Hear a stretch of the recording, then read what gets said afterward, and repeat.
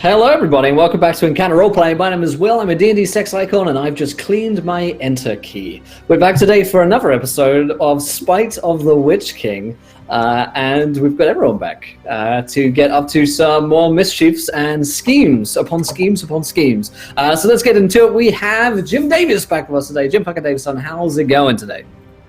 It's going pretty great. I'm glad to be back. There's like 2.5 feet of snow outside and like a half foot of ice underneath that. So it's good to not have to think about all of that and escape into this brutal, oh wait, it's Nagaron. It's fucking freezing there as well. But so I guess it's appropriate. Anyway, I'm doing great. I'm excited to get back into it. And tonight I'll be playing Voshash, hopefully my final Dark Elf for the campaign. A sorceress. Trying on many hats. Right, trying on many hats, but who knows what'll happen, this being Warhammer and all. Absolutely. Voshash sounds like a noise that Sean Connery makes when he wakes up. Amazing. We have Charlie back with us today. Charlie, how's it going? It's going good. Well, I am super excited. Penultimate episode. I'm going to be so sad when we're not Dark Elves scheming anymore, but I mean, that could end today, the way things have been going. Fingers crossed, though, we can turn the tides of the chaos in our favor. Chaos Chorus, we need you. You're our only hope. I like that Dorian says, I don't dare buy any pet for Jim Davis, as it wouldn't stay long enough. Because Jim Davis kills puppies, as it is well known. He's a murderer of puppies, and that brings us to... Cats. And cats, yeah. Anything will die. Truly doesn't matter. Pruitt, how are you doing today, my friend? Doing okay. Geiger, he's not in the best place. You know, he's had a run of bad luck lately. Losing his manuscript, losing his ability to swing a sword. Normal stuff, Dark Elf stuff. So it'll be interesting to see if he can pull out of this nosedive and before it is the end of him. So let's see. Back to you. Last and most least, Gareth, how are you? I'm wonderful. I hear that I've been up to no good while I've been away. That sounded weirder than I expected it to. It's okay, I just cleaned my enter key. It's Give it another scrub, boys. We're going deep. Enter! Yeah, I'm going to be playing Ive, who is a bit of a dark elf nerd along with this group, and I hear he may have sold some people out, and we'll see how that goes. And I'll also be voicing Prue when he can't talk. Looking forward to that one. Oh boy. Don't even get me started on my backspace. Whew. All right, well, let's get started into today's game. Before we do, I'm ready to go to a couple of things. The first of which is, of course, we are sponsored today by FantasyGrounds.com. Ooh, Fantasy Grounds. No, I did that, but that seems like it should be their official jingle. Is me saying, ooh, Fantasy Grounds. Whenever you hear about it, sounds at once alluring and yet predatory. So go check out fantasygrounds.com, download it for free on Steam or on their website. All of the dice rolls, tokens, and the maps that you see are from we don't kink shame around here, but... We went over that last season, Will. You made a GIF and everything. Trust me, you can use your backspace key in Fantasy Grounds like no other application. Let me tell you guys, it's... Just wait till you /. We don't need any slash. Come on, Charlie. Hold down that caps lock and go to town on yourself with fantasygrounds.com. Also check out waylandgames.co.uk. To go-to destination for tabletop board. They pay me money to do this. It's to tabletop board games, war games, and more, up to 20% off the retail value. My contract is coming to a swift end. At up to 20% off. Go check it out. It's beautiful. Dice Envy are the new ones. New people sponsor the channel. At Dice Envy, you can go and get a subscription box. Every month they send dice to your house. They just show up on your doorstep unannounced. A man will bring dice to you, and it will be deposited at your doorstep. You'll open your door and you fucking hell, there's dice there, and you paid as little as $5 for them. In fact, you can get 10% off even that order and everything on their website using the coupon code EncounterRP on their website. So go check out diceenvy.com, enter EncounterRP at checkout, and get 10% off your whole order. It's great. You can donate to a further game as well by giving players Nat 1s, Nat 20s, wild magic surges, and oh so much worse, including pets and all sorts of crazy shit. And of course, go retweet this tweet. Do it. You feel good about yourself when you do. Is there anything else you need to talk about? You can clip the show. If there are fun moments that you enjoy throughout the course of the show, send us in a clip. I'll look at them at the end of every week, and we put those together for compilations and things for YouTube or tweets, etc. So if you find a fun moment, capture it forever so that it can never be deleted from the internet, and so that it will always serve as a reminder of the terrible thing that probably Gareth said during the course of this show. So never let him forget. Of course, let's get into today's game, because last week a whole lot of shit went down. Last episode was the Great Arena, as the players arrived at, and you're about to see where my imaginative title came from, the Great Arena.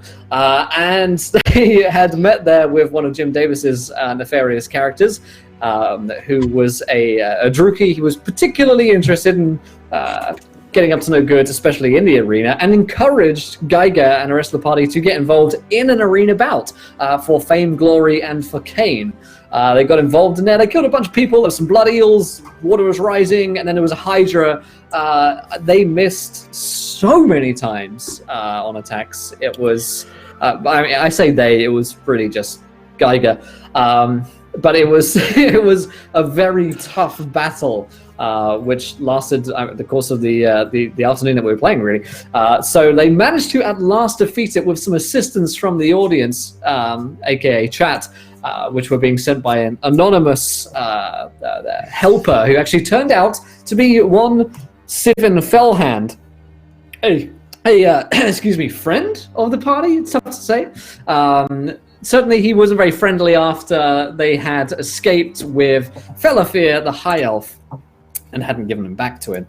Of course, they stole Felafir back from the party, and were about to sort of arrest or kill them.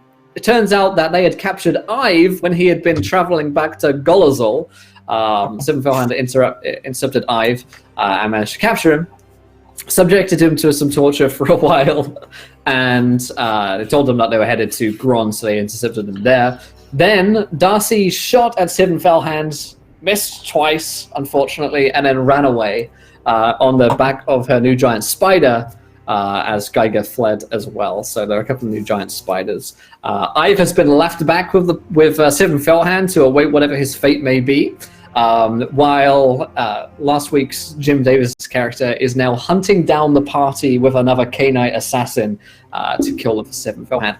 Meanwhile, the party are getting the fuck out of here, and they are trying to get to Grond because they think that might be the only safe place left for them, is because Sivin Fellhand is working for the Witch King, and they know that the Witch King's mother, Barafi, is sort of pitted against Malekith in some kind of game of politics and treachery and betrayal, etc. So they're off to Grond to see if they can strike some kind of alliance that might actually help them and save their miserable, worthless lives. We're going to kick off things with Ive. Ive, you have been subjected to a fair amount of torture over the past couple of days, though truly it probably didn't take too much for you to give up Geiger and Darcy about where they might be going. Fellhand already knew quite a lot of the information that you probably had, Felafir, the High Elf. So it was really just a matter of extracting out the information of where you thought they were headed, which last you heard was Grond.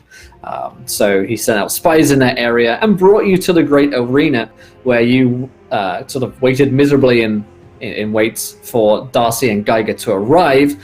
Your quote-unquote treachery, as Geiger saw it for a moment, was sort of revealed to the party that you had indeed, under great amounts of torture. Who's doing that? Why'd you Gareth speak? I can see my face. That wasn't me. That's terrifying. I'm just so weighty. I'm dragging my own camera window down. It's Sebastian in chat. He can't stand it, so he's moving us. We're all going down. I thought it was just Gareth, and I liked it more when it was. Just bring him down. Just show him lovely, lower than everyone else. Send him down to the depths, Sebastian. So anyway, your treachery was revealed to the party, and they've sent us 2 assassins after them. And Sivin now turns his look down to you rather miserably, and you've got all sorts of bruises and cuts, and nose is probably broken. You may be missing a finger or 2 at this point as well. And Sivin Fellhand says, "So, what to do with this one? I think that your use for me has come to an end, Ive. Don't you think?" Maybe we could just get this over with quick if I'm sick of hearing your voice. Very well. Or, wait a minute. Yes. I think it would be more fun, not for me to end your suffering, but for your friends. After all, your betrayal of them, there'd be quite some poetic justice in letting Geiger or Darcy strike you down before they too are killed as well. Yes, I like that a lot more. And he places on your neck a charm of sorts. It's a sort of heavy iron charm, and it clasps around your neck with a seal of magic, which is stronger than any bond that you felt before. And you find yourself standing up and starting to walk on your trembling legs. A walk of penance. This should lead you to where my assassins are going to find Darcy and Geiger. Once they find you, well, I'll have to wait for the assassins to tell me exactly what happens, but I don't think it would be a very pleasant end for you, Ives.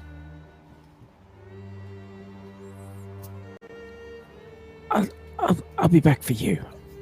I'll take care of you personally. Whatever you need to tell yourself, my friend. Now, run along now, and you feel yourself moving against your will, being pulled forwards. Sivin sips some champagne as he watches you go. As I'm kind of being forced to walk out, I'll use the time, to just spot any other clues that I can, anything else in this room, or any other movements of maybe people or people there that stand out at all. So he had 2 Blackguard of Magarond with him. So those 2 definitely stand out to you as clear beacons that he's associated with Malekith, the Witch King. But aside from that, you're sort of just in a great arena chamber waiting for the 2 of them. So you were moved probably in a cart here over the past couple of days to get you there in time. So yeah, you start moving onwards. Meanwhile, Darcy and Geiger, you guys have made it back to your spiders, one of which was Tigger, I was and the still other on one... 60. Yeah. And I forgot what Geiger's spider was called. Mine was called Ive. Ive, that's right, yeah. So I can at least have a companion named Ive that is not treacherous and won't betray me. So You just wanted to ride me, Prue. Yeah. Hey, man. Yeah. However you want to see it, that's up to you. But I mean, and Ive is the one with the spots, and Tixie is the one with the stripes, or Tigger is the one with the stripes. Yeah. Right. So I mount Ive and ride him hard into the sunset. Wow, that's a sentence I needed to hear. So where are you 2 headed in the immediate? I think we are headed towards Grond, but I think we are diving straight off the beaten path because we're on spiders, which hopefully can handle the terrain, and also we don't want the Blackguard to catch us too quick. Okay. We just try to assassinate someone right in front of them. Using the old noggin there, Darcy. Arr! Ow! She's just like looking at the damage done to her body. Tigger's legs have like little hack marks in. Yeah, Geiger's fucked up also. I'm still lightly wounded, but Geiger's pretty messed up. Yeah. So Let's see. Combat. I have 3 wounds left. I'm not in good shape. Geiger, we need to find somewhere to rest. We need to find somewhere I can patch us up. that's true. I mean, certainly there's many villages in between here and Grand, right? Somewhere we can lay low, get a drink, maybe some cuddling. I mean, killing, culling. I think that's wishful thinking. We better off hiding out here in the brush. Okay, I guess we could do that too. Well, we'll see where we are when it hits sunset. Until then, you ride dive. So the two of you find a path, blaze a path through the underbrush upon Ive and Tixie. We'll use the moss as like a marker, so we know which way is like north or whatever. Yeah, absolutely. That's survival shit people can do with nature. Yeah, I think. Yeah. Good. Cool. I was just looking. I thought I had survival as a skill. I guess I don't. Never mind. Outdoor I also survival. Yeah, both of you could give me a roll on outdoor survival. Okie dokie. Woo! Well, there we go. And it begins. Welcome to another week in hell. It's back! Look at back! Geiger has gone from like a fairly proficient, swaggery, cocky dude to like the most miserable person that could be a dark elf. Like he's just rethinking his whole career now. It's Yeah, I'm getting all angsty. I'm getting all like Drist-like and shit. Like maybe there's something better out there. My people. I will always be judged by the actions of my people, though. Just get fucking judged. Suddenly your eyes turn purple, and you start to make no fucking sense. But your books sell ridiculously well for some fucking reason. Time to start a new series of books. Anyway, sorry. Wow, yeah. Anyway, you plow through the underbrush, but it's slow going for Geiger. Darcy's blazing a bit more of a trail. By the time it falls into the evening, you guys and the spiders are tired enough to want to make camp, and it's like freezing cold drifts of snow out here. This far north. I mean, it's not a pleasant atmosphere to be camping in whatsoever.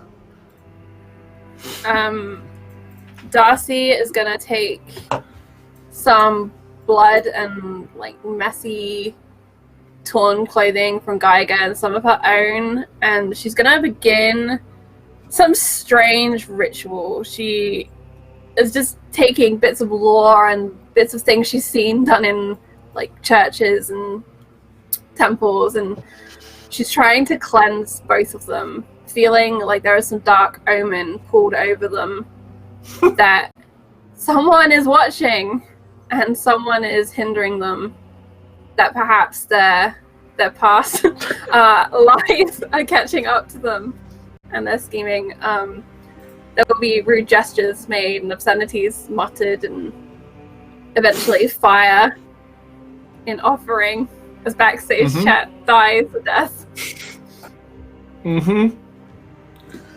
Yes.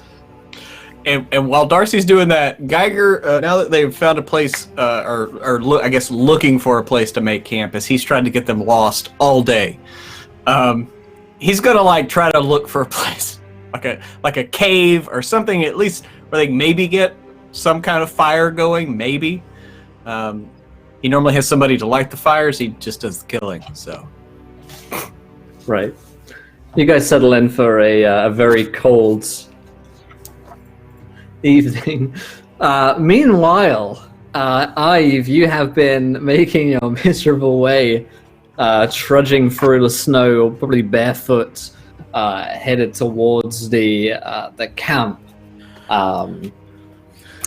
Is there anything Ive has been doing in particular while making his way over there? I imagine like he's got no way to physically stop himself. It's just like no matter how tired he gets, it keeps drudging his body on. So I imagine he's got just a little bit crazier than he was. Maybe he's just started counting his steps, like 82,124, 82,125, just the whole way counting. If I see any people, I might try and like accost them if they look like they might be able to help me. But other than that, as you set your eyes about, there is one figure in particular that through the darkness and snow seems to be stalking behind you for a while. Jim, do you want to describe Vosash or Voshash? Voshash is seems to glide across the top of the snow that blankets the tree ground between the trees here. She's not especially quiet, but seems to navigate this space pretty gracefully. She wears a dark velvet cloak, sort of hood drawn up, classic sort of like fur lined, like maybe a noble woman or something. You can't really see much of her other than she's got it drawn close around her. But she's not making any effort to hide herself or nothing like that. If you take notice of this figure who seems to have been stalking behind you maybe for the past hour now. Show yourself. I'm a dead man walking anyway. You might as well make it quick.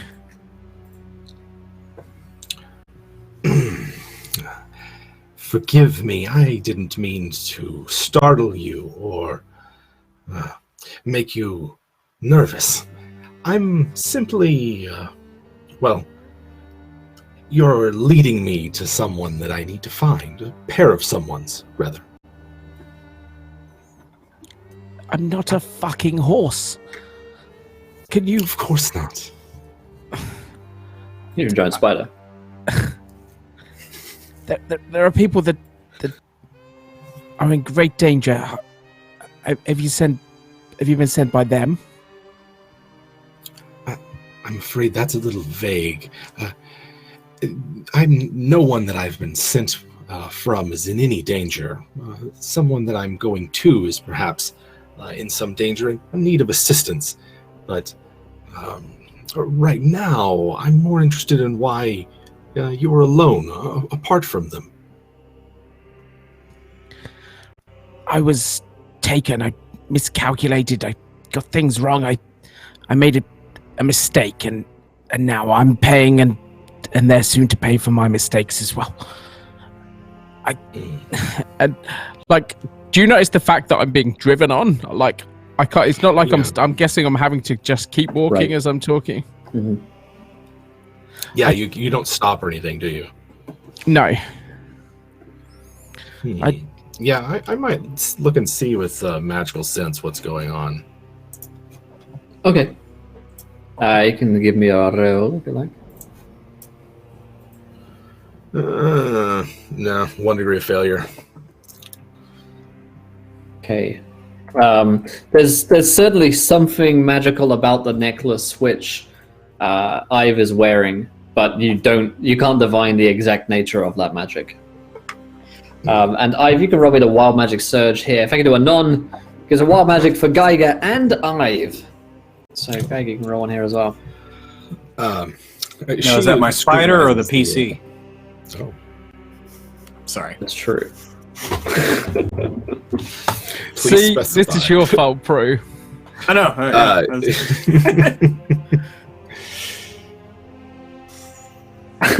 So at this point, as Voshash takes a glance over of a magical sense at your strange necklace, all leather within 50 yards begins to sweat profusely.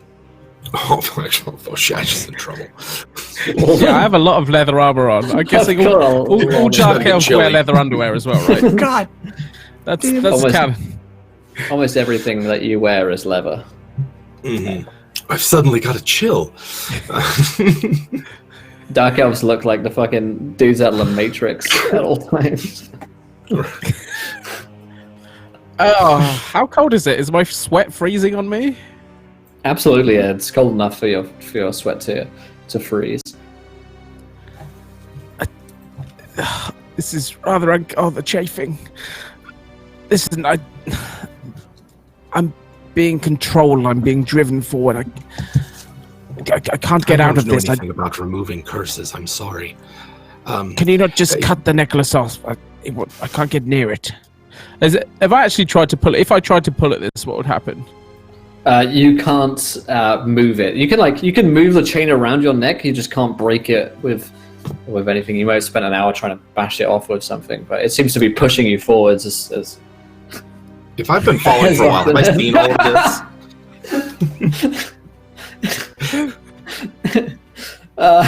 Yeah, you could have been following him for the entire time. I don't think it's wise to bother it. It seems a powerful artifact.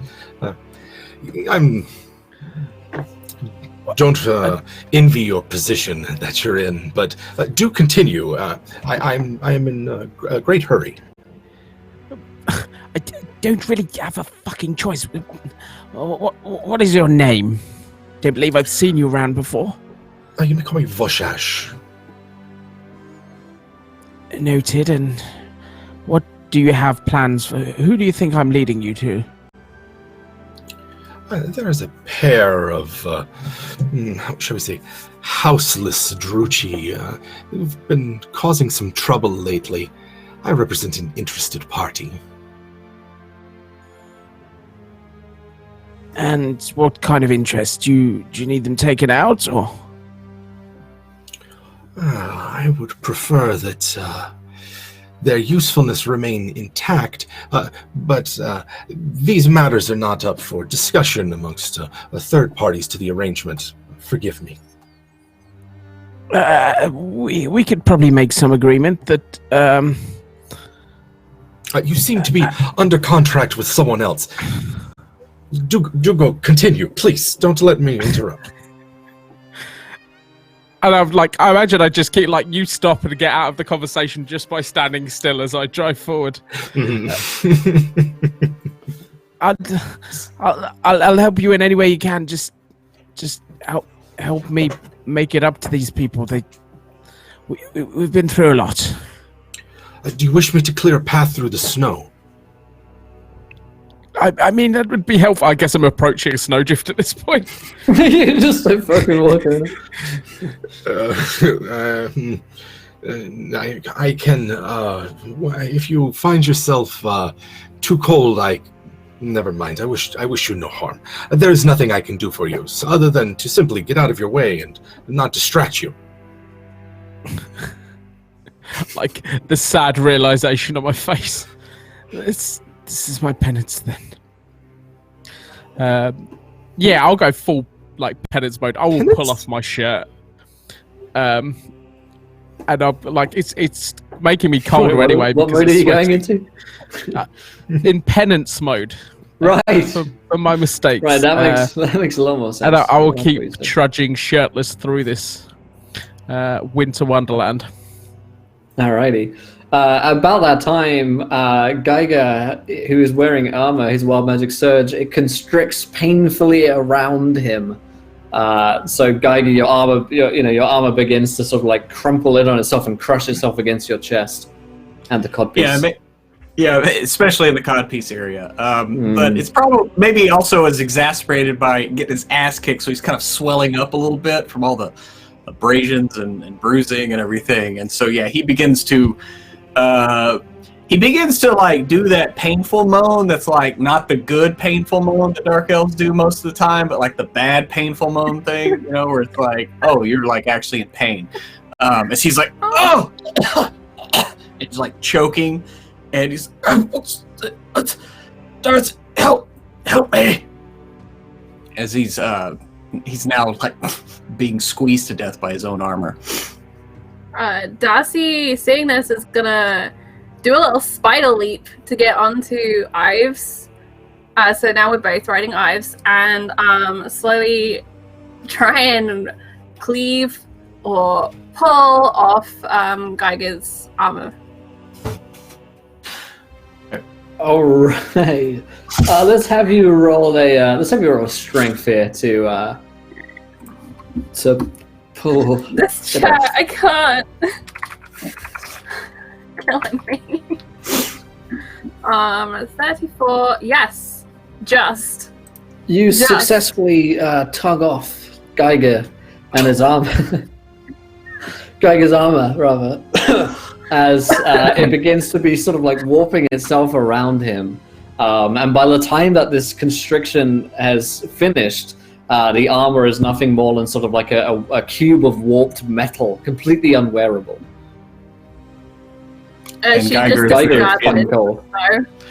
Yeah, and Geiger is there now in his basic clothes, his underthings, and is shivering in the cold, still astride atop Ive. And We're feeling some sense of relief, I hope, because the constriction and the tension has been eased on your body. yeah, now I'll just freeze to death. That's much better. Constriction is Geiger! still occurring. It's cold. I've seen many attempts to get a cuddle from you, but this is a new one. And he I kind don't know what of to just think like, your armor, but and he kind of leans into Darcy a bit, like trying to like make contact with her body, like. all right, Geiger, all right. She's just gonna stay there. 'Cause she's not taking off her clothes. Wise.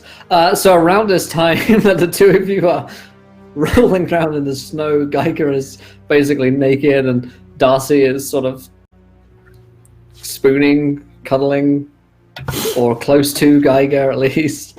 That's when Ive and Voshas walk into the scene. There's like a pitiful fire which is sort of going on, like you haven't seen anyone fail quite this much at sort of surviving outside in a little while. And maybe like as they're walking up into the scene is when Geiger's like, "Now, you won't tell anybody about this, right? I don't like being the little spoon." Geiger, believe me, no soul will ever hear of this.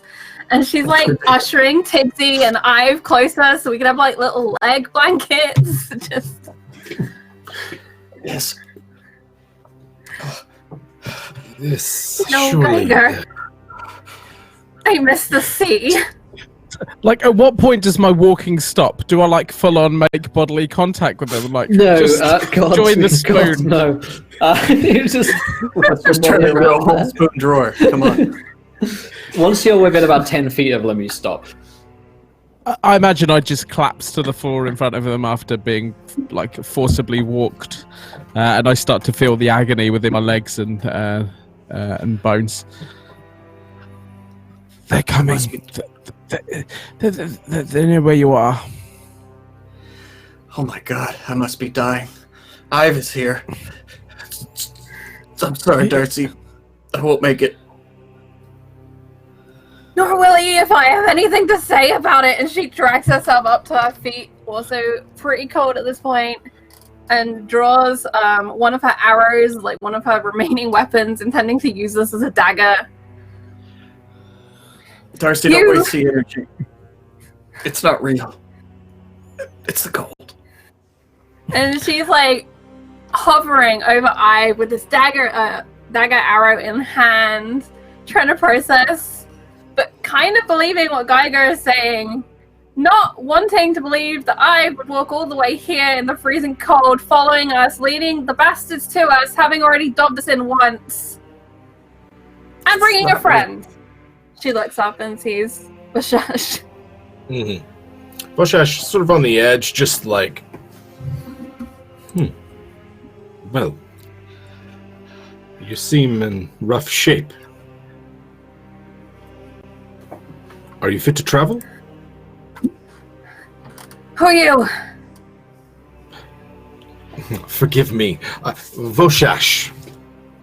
A sorceress of Bless you. Grond.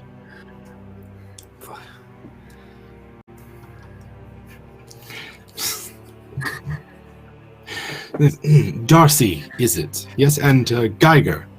I take it. How do you know in our names? Are you seeing this too?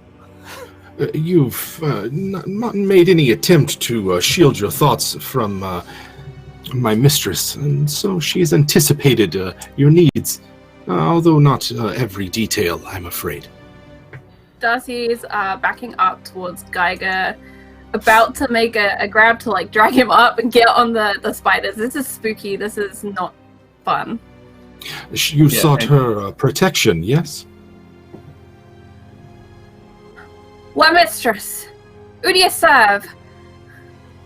Oh, I would be unwise to reveal any particular details like that. We do not know who is listening. Suffice to say that it is an interested party. And if I wished you ill will, then I have a variety of means of dispatching you without revealing myself. I see you went to Geiger's School of Making Friends. Perhaps a different campus. Are you fit to travel?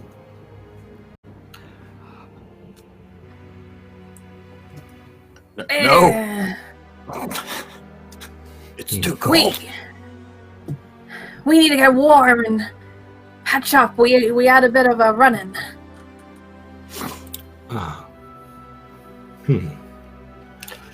We killed a Hydra, though, and he tries to regain some manner of dignity. Oh, impressive. That's right, we killed it right down with this brick. I've been tortured and stabbed, and I'm missing 3 fingers.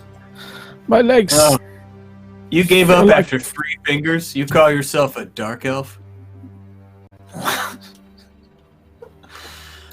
I thought we were broodmates. I guess I was wrong. That's all.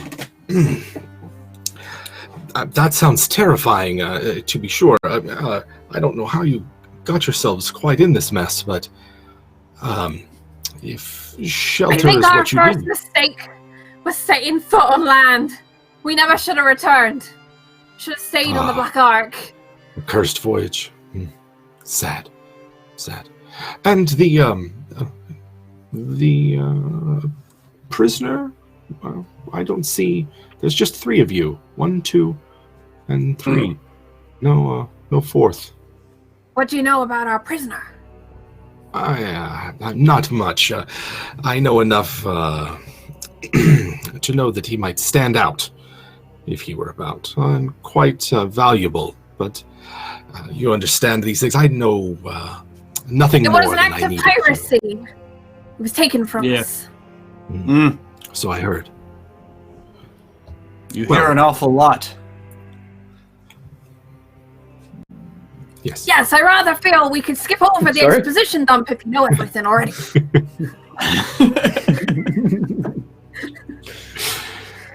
Well, if you don't require my assistance, I'm happy to watch from afar and perhaps renegotiate the initial offer.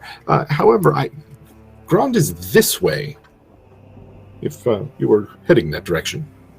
Ow. We were, but we were going to double back in case people were following us. And Wise. Yeah, it's clever. Are y'all we're in a cave? Is that where we're at? No, lady, we're just find a cave. There's a cave right there. I just didn't see it. We're just in the woods, freezing our asses off with 2 giant spiders, half dead. Get someplace dry at least. We tried. It just kept snowing. We tried, but Geiger were interfered with. Yes. He kind of points. He points to the lump that was his armor. It's like some foul magic from afar, probably. Probably those that even. He kind of cuts himself off before revealing anything more. Well, I can't do anything about curses, removing them at least. So, unfortunately, that's a shame. He's got a wooden face too that we keep forgetting about, but it's still a thing. I thought it was a mask. My mask. It's just my face. Geiger. This is why you should exfoliate. What? My mask. No, it's gone. Yes. Just now caught up to that, huh? Hi. I've been looking at you all day. Yeah. It was gone the same time that they took. And he stops himself again, but he's like, and looks over at Vishish. Or Vishash. Voshash, whatever. How did we miss him 3 times? He was right there. He didn't even move. Listen. If I probably present somewhat more of a problem if I haven't You should be sentenced you. careful of him. He's under some sort of spell. So If I hadn't sentenced you to death before, I've got some kind of cursed necklace on it. I can't remove it and keeps taking me towards. And you didn't open with that. You didn't say that first. We've been talking this whole time.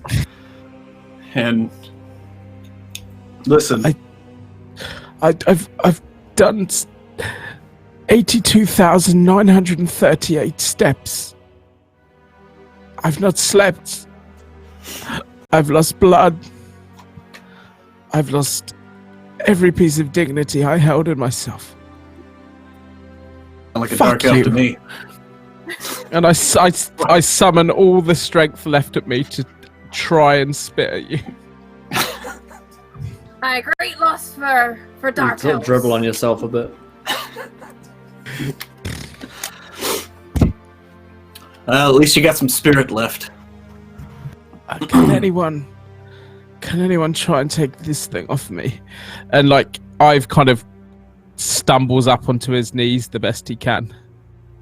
Darcy is gonna just strike out with that arrow, just straight down into that metal thing as hard as she can. Really? The With way you've been surgeon- rolling? Are you sure that's a good idea? She's a surgeon, damn it! Let's do this.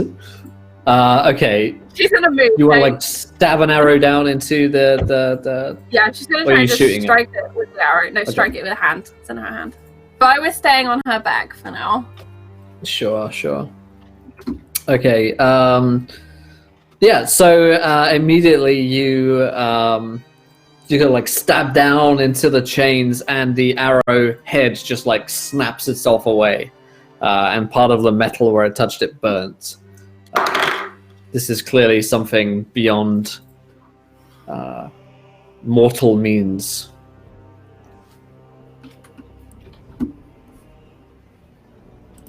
You suspect there's some spell, like the chains themselves will glow for like a second, which would give away the fact that there's definitely something protecting it from. I think From a she standard kind blade. of starts back and drops the arrow, kind of shot to see the effect. Even though she was told it was magic, it just hadn't sunk Right. in. And then she'll take a close look, and she's actually looking for the mechanism part of this. See exactly how it's...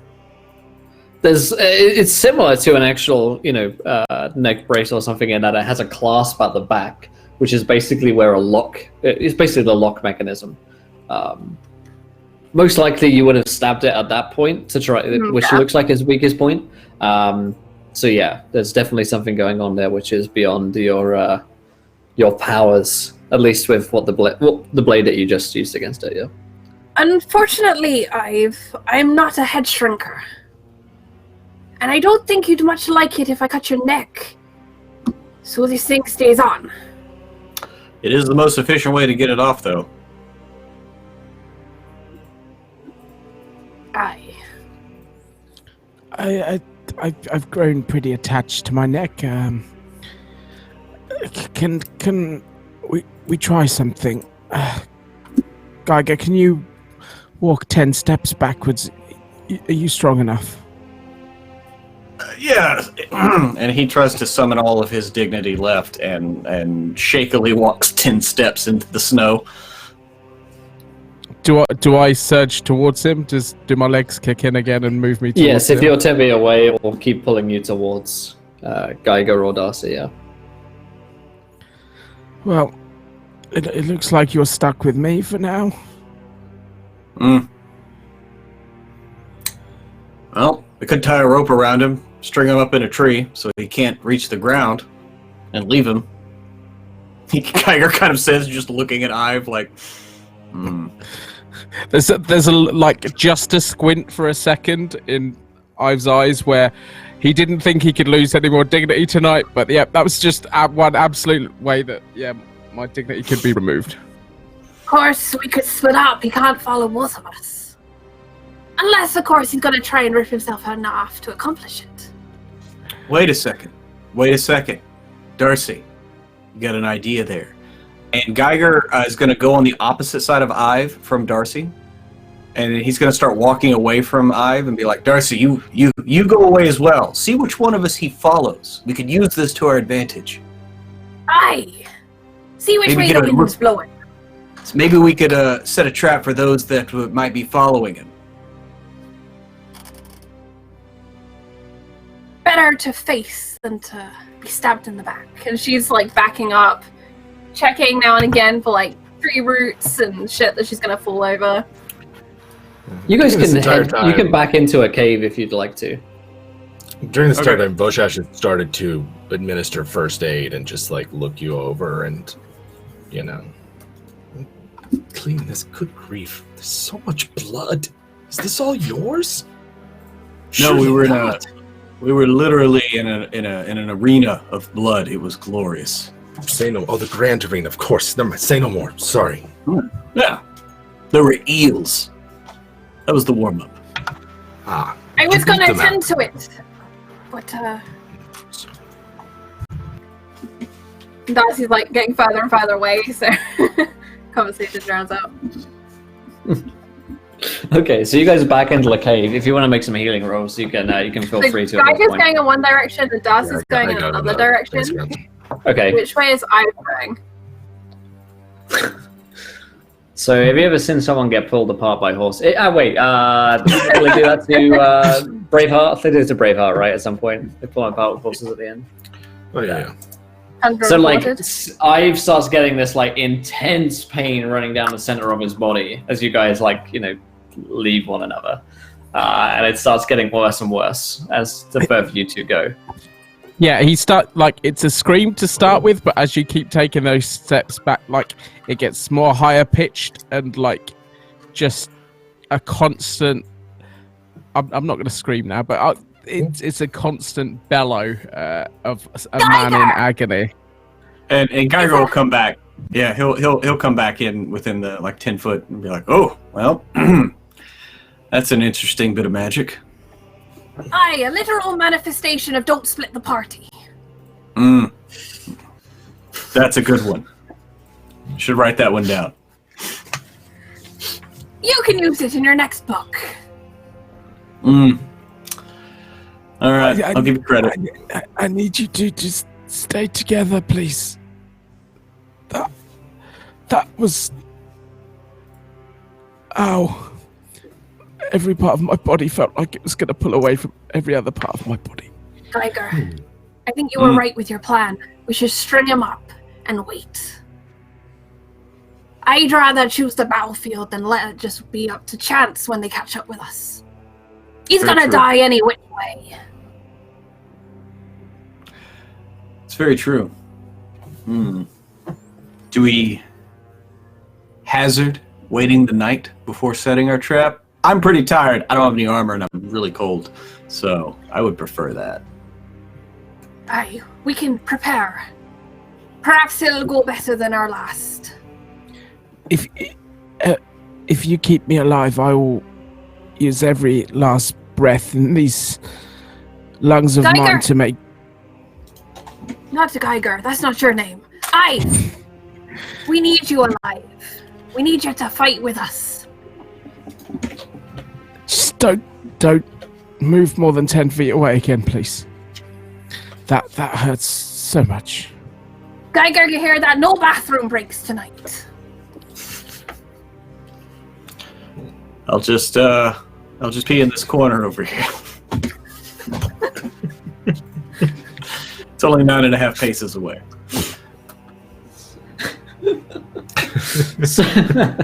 I'm okay with him I'm feeling the pain for that distance. All right. So specific. Yeah. Okay. So let's see if I can get this to you guys. All right. So you guys are gonna be on watch for the night, it would seem. Yes. So let's have some spot hidden rolls while you're expecting your enemies to arrive. I would like to also try and bandage up Tigsy, who is also on 3 hit points right now. Okay. I am a doctor, not a veterinarian, but You're supposed to scream that in a growl. You're supposed to yell that at me, Charlie. Don't you know how this works? but Jesus. That's right. Oof. You're a doctor. I rolled like Pruitt. Yeah. That was a. Hopefully, I gave it to you. You know what I'm saying? You know what I mean? So, it's got a little map here of your. so I don't know if you want your to change the difficulty on my heal for Tigs, or yeah, we can make it like 1 step harder, so like 10% harder, seeing as he's not a okay. dark elf, he's I some still weird succeed. fucking creature. It's a giant spider, William. So I hear. That's the wrong dice. D10. 3! He's up to 6 hit points, everyone. Be Nice. excited. Nice. Well, at least one of the Ives of the party is at pretty much full health. So Yeah. I give the spider is fine. Did anyone heal real Ive? Are you injured, Ive?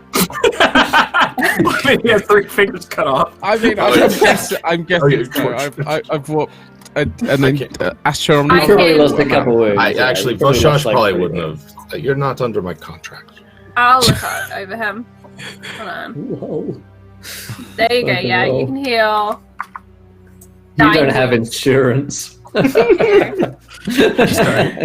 It's gonna be out of pocket is 10,000 gold, please. Oh, dear. Darcy Yeah, does a really so, good patch-up job. So take that 9 wounds. There you go. Wow. Yeah. This one. Felt like there was an easy joke floating there. Some softball flu. We'll let it go. It's okay. So yeah, the group of you then settle in for the evening on high alert. And let's see if I have some tokens for you guys to put around here. Because of course we are expecting our good friends to arrive. We use these as dark elves before them. These It's could a be you giant. guys. There we go. Oh, we've got Tiggs 11. here as well. 10, 11, 12 feet tall. And Do it's you going have to the be... giant spider stats still? I Oh, yeah, love that you no, tuck no. that spider into bed, Will. You're like, you can I go on this do. bed. Like, you lot can go on the floor. I'm not going to tell the spider it's not getting to bed. That thing was a beast. We can have this be Darcy, I guess. How many Dark Elf tokens do I already have? I don't think I have any fake. I made the mistake of closing the map. Where's it gone? It should be in your maps I got folder. it. You should be able to Yeah. bring it back up again. Okay, so place a token, or like move your token wherever you want it to be. I've got 3 of the same ones for Shash, and in fact, this could be Vishash. This is cooler. Yeah. There we go. That could be you. Oh, sweet. Yeah. I'm going to tend to my patient in his bed. Nice. Okay, so Tokens are really small on mine. yeah, maybe I should make it bigger. There we go. Oh, there we go. Yeah.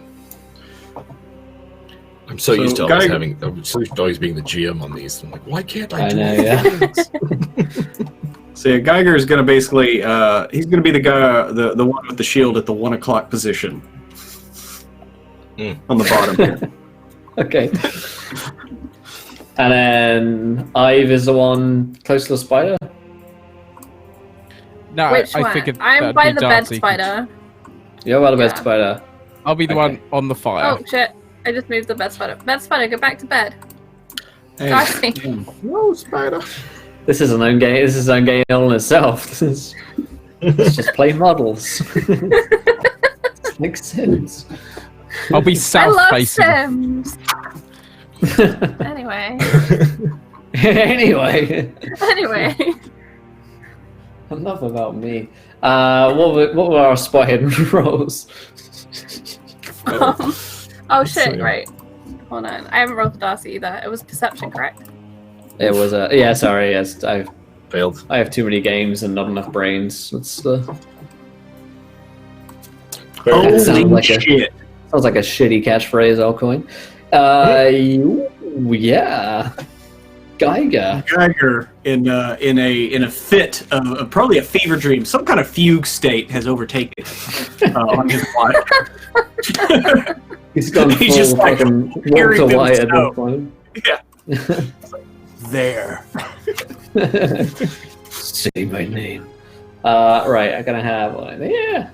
And we'll go in here. So you guys will be in time to spot them as they blend with type of magic you suspect, or these magical cloaks in through the darkness. But you spot these two assassins, one of which you recognize as Jim's character from last week, whose name escapes me because... Mahabrin. Ah, yes, Mahabrin, yes. I remember everything. I'm such a good DM.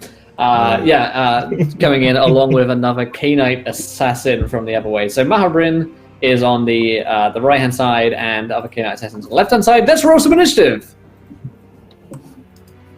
Da-da-da-da-da. This episode, wherein Jim's other previous characters come back to murder the party. Damn it!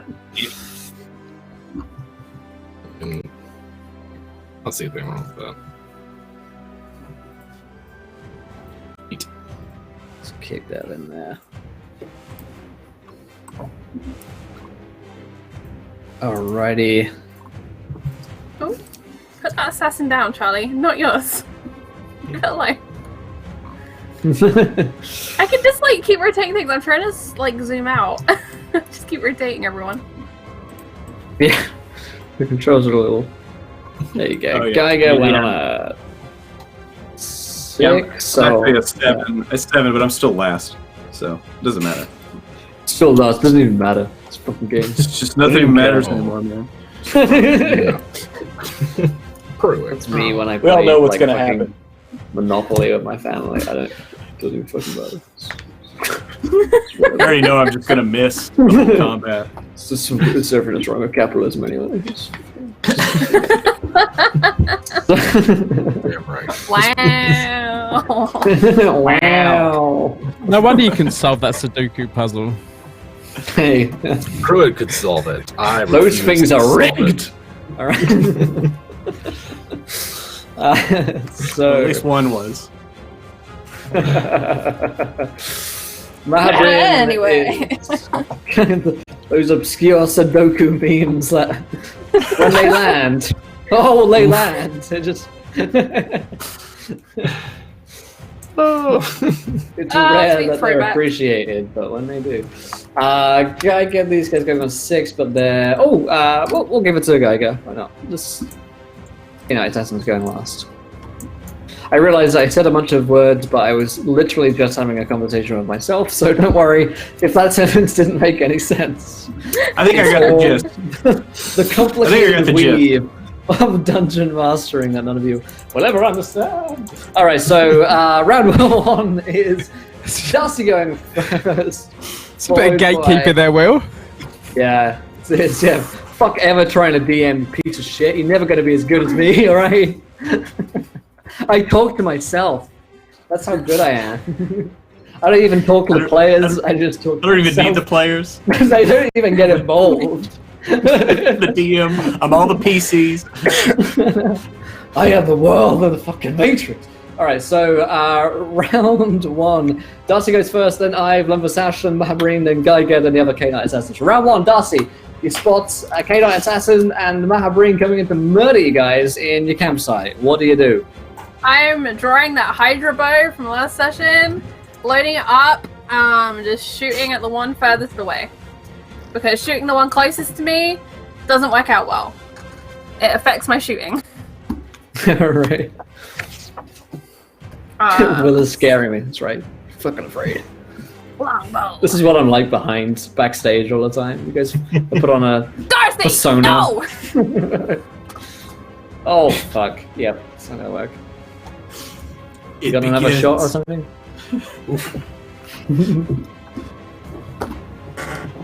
What do I even do? That's it. That's all I can do. That's my entire. You know what? Actually, no. I have fortune. You do. I have fortune. I do have fortune. Dang. There you go. Bravo. I'm back, Geiger. I'm back. Damn I right miss you Miss are. Flail. 6. All right. Well, luckily for you, these guys are lowly armored. Yes. That's not right. That is a Plus term 2 that, more.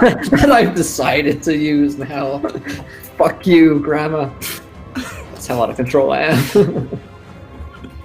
Add 2 more. fucking words. That's meant to be 8. My Okay. numbers are wrong. 6.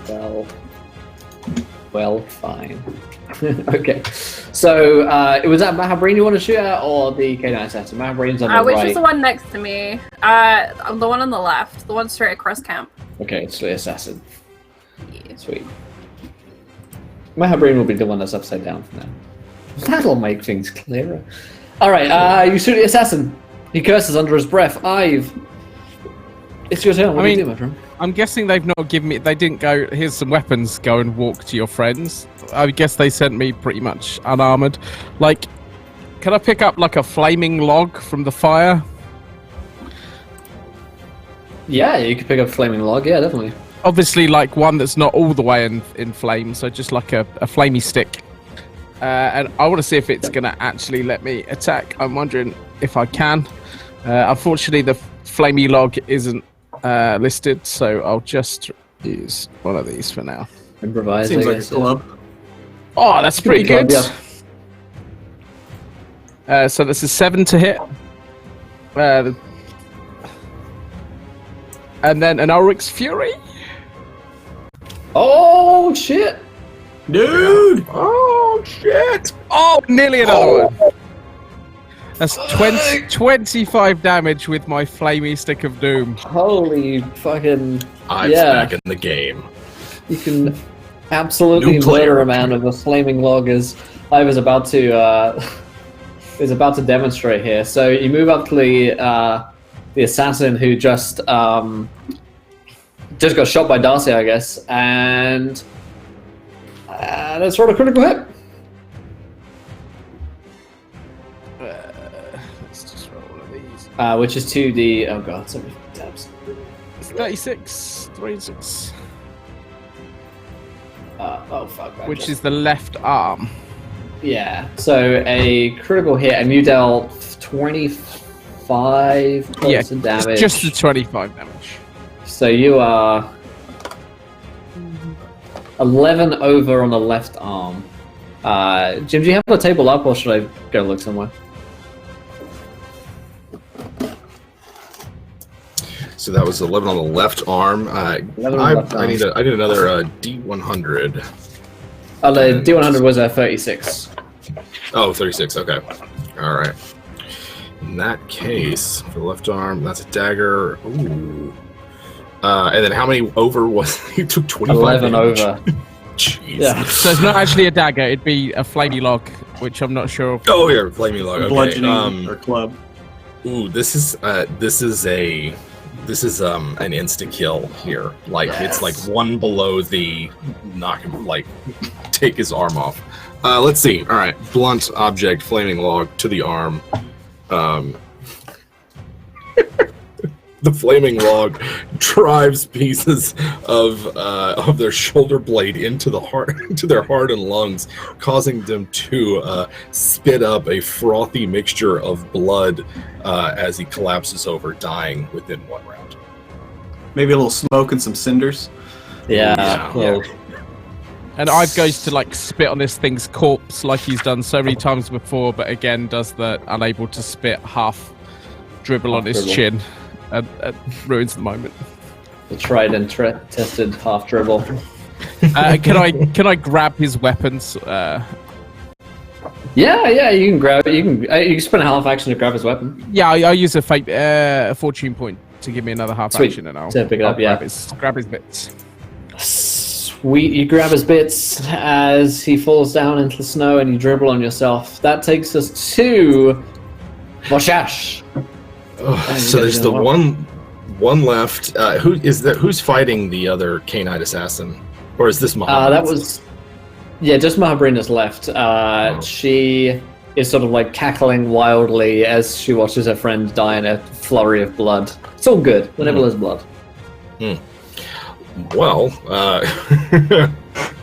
if there's somebody that's like attacking her, I will give them a. You see Geiger like this. He's like has the brick up about 20 feet away, and he looks like he's about to throw a brick at her. All right, let me see. Here, take this, and I'm gonna try to bless Geiger. Let's see if I get my half action channeling. Let's see if this works. Oh, sweet. Yes, I do. Nice. And then here we go. And let's see. Oh, why is that not working? That's supposed to be +3 to that. So that would be 7, which is 1 above what I need. And that doesn't include toughness, right, on magical attacks? What's that? What? Does toughness bonus come into effect on damage for magical attacks? No, that's target number. It's okay. Oh, sorry. Yeah. Yep. So I used one die, one die for that, so I didn't risk a curse. And you'll get you're filled with a sort of euphoric sense of your own skill and prowess, granting you a. Let's see. I'm gonna give your weapon skill a +10 bonus for the next 3 minutes. +10 bonus. Sweet. Yep. That's freaking awesome. So Well, I guess if you're about to throw it, I don't know. I mean, are you about to throw it? Would you rather weapon skill or ballistics? I think I still do weapon skill, right? Or do I do ballistics if I'm throwing? I think we did ballistic skill last time for the brick, actually, yeah. Okay. Or brick ballistic skill. Yeah, if you're about to throw it, then I'll give it ballistics then. Okay. Okay. I like it. Jim has actually made a character purely so that Geiger might hit something. It's because he's my bae. he's got my back. And then those are my 2 actions. Okay, sweet. I'll Maverick's gonna back come in. up so that. Okay, yeah. Well, she'll go after whoever listens. Oh, she then, can which still I come think- after me. If you moved away, then she'd probably go So that's towards me. Geiger. All right. Got 2 attacks. That is a hit on a 39 and a miss on a 57. I will you wanna dodge try the to- hit. I will do a dodge blow. Dodge that blow.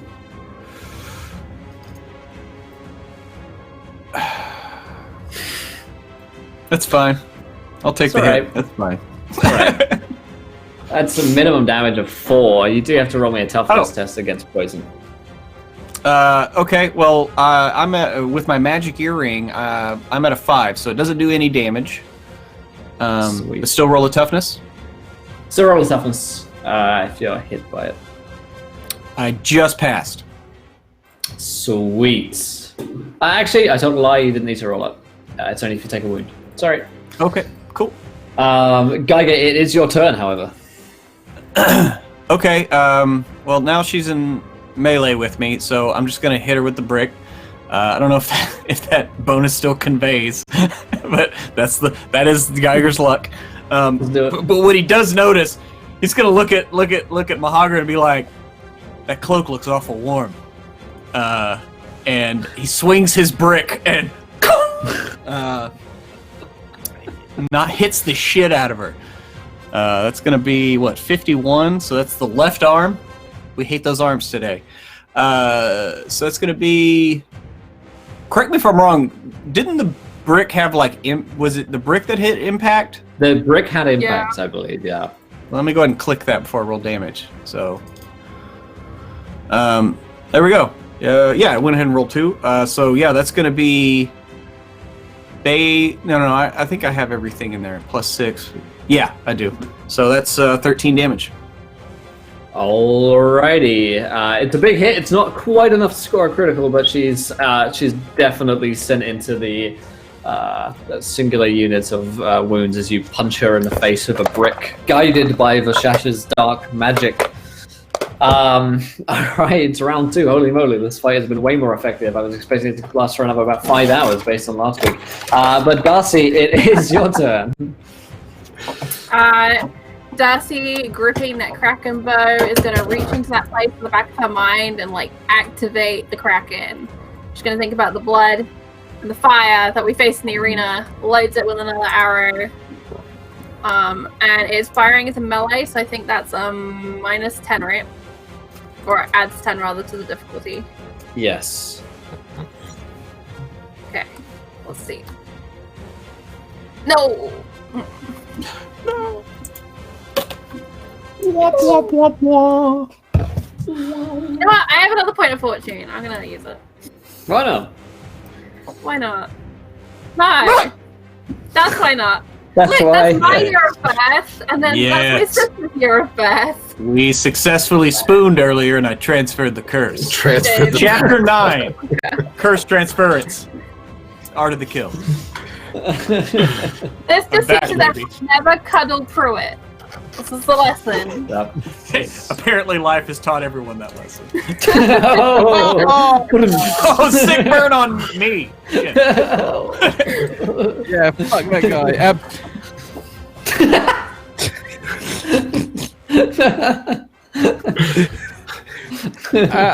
I guess it's my turn because yeah. It is, yeah. So what weapons did I pick up off this assassin? He's got a dagger which is poisoned. If you cause a wound of it, they'll need to roll a toughness test. I'll run over and I'll try and stab up this lady. Is it a geese or a lady? No, it is actually Mahabrin. I don't know why I said that. Yeah. So I will go for the old stabby stab. 71. Oh, I've got it now. Prue is completely contagious. I miss.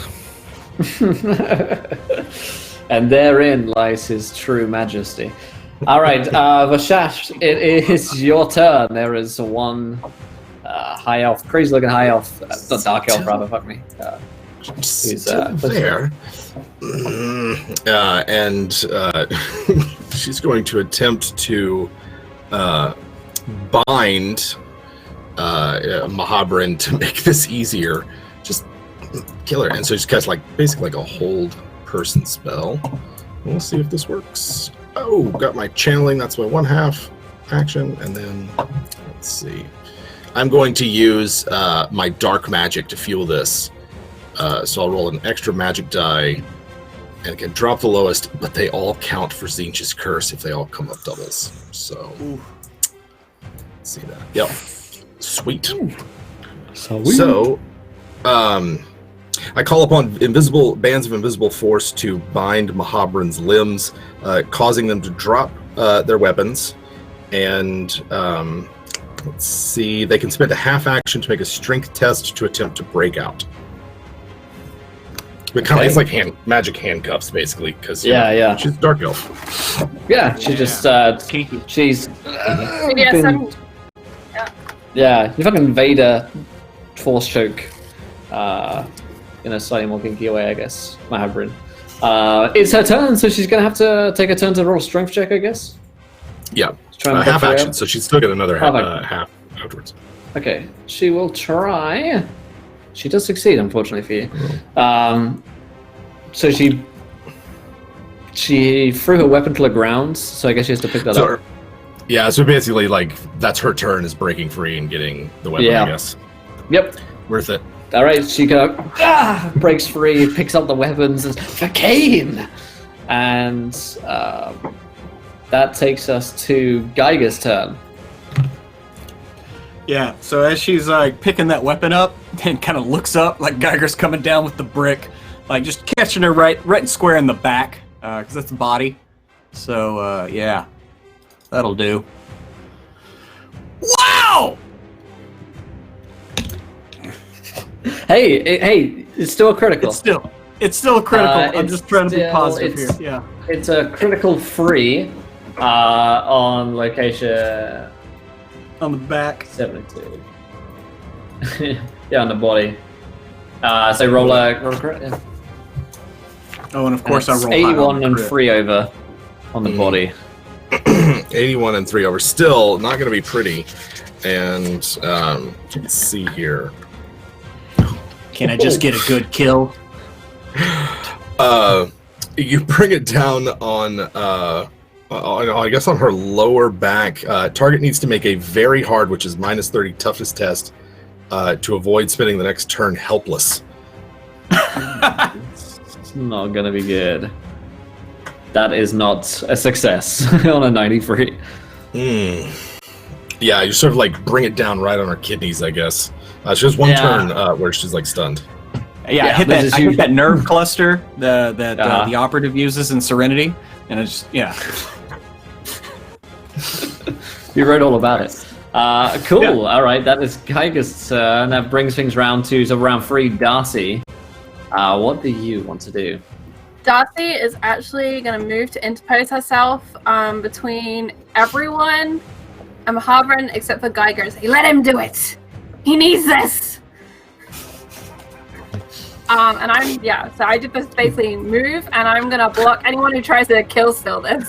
So and I will stand here until this is done, Geiger. All right, Ive, do you let Geiger have the kill? So, if I kind of walk towards her aggressively, does anything happen? Does Darcy do anything?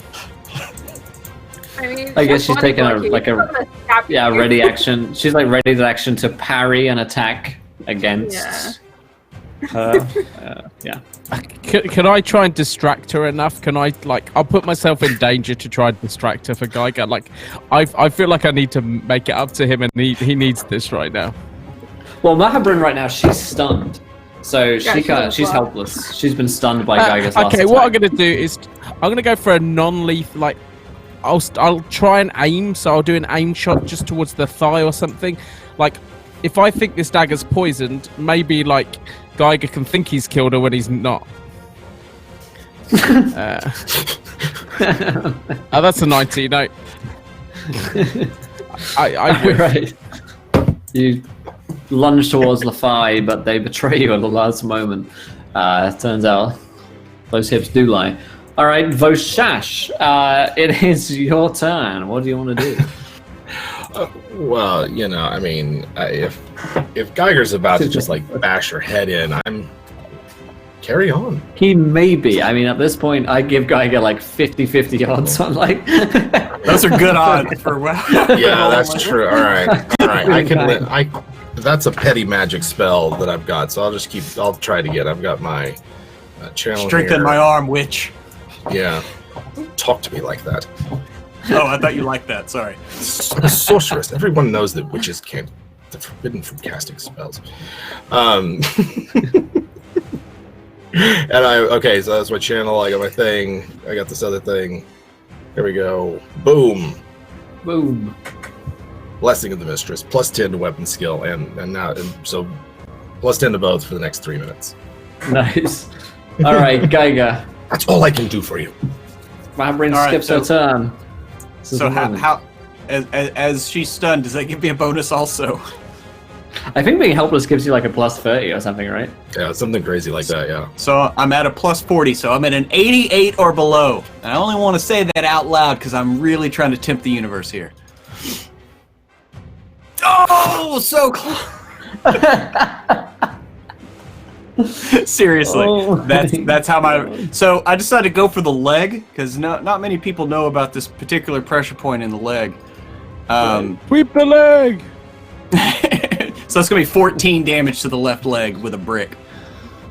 Holy moly! All right, so that is at a plus 10.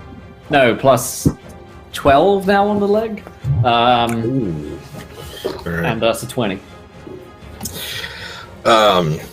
I mean, this is an insta-kill. The entry, you smash her pelvis and destroy all the major nerves and arteries there.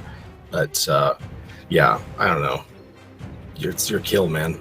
Yeah, how do you want to do it, Geiger? He literally looks at her and he's like, "I thought we had something. I thought we bonded in battle." and you betrayed us. Use these legs to track us down, and he just like hits her right at below the hip, and you hear a sickening crash as like he literally cuts her leg off with a brick, like, and just drops to the ground, and he just watches her bleed out, and he kind of wants to lick the blood, because don't I get like cannibalistic urges when I'm holding the brick or something like that? Sure, for sure you do, yeah. Yeah, and he's just kind of gonna look at the brick, and like his mouth will water a little bit, and he's very cold, but he will resist for now, and then go see to his spider. Yeah, for a moment you and the brick become one, bonded in an unholy union, and then her legs no longer exist, and a quiet settles once more upon the camp. And Darcy I'll be back yells. in a couple of seconds.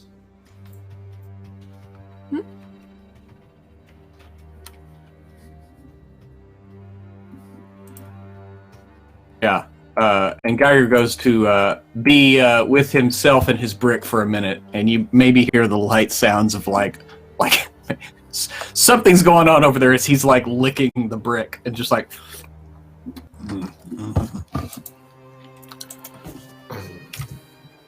Darcy turns to Voshash. Help me make her into an offering. We need friends in higher places. Oh, certainly. Him as well. We can do both of them. Where's my dagger? And she rummages around a little bag that she had under her cloak for a rather wicked-looking, like, clearly it's meant for skinning and gutting various sorts of humanoids. Sharp blade. Oh, and Geiger comes back and gets her cloak and puts it on because he's cold. And yeah. You can have the husks when we're done if it's keep you warm.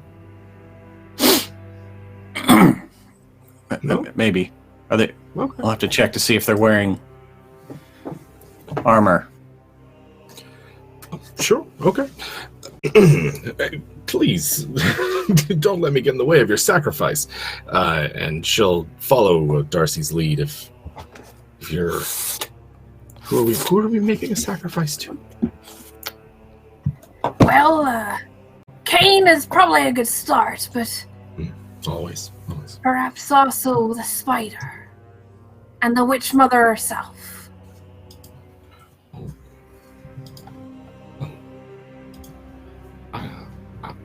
Any suggestions you have are also welcome.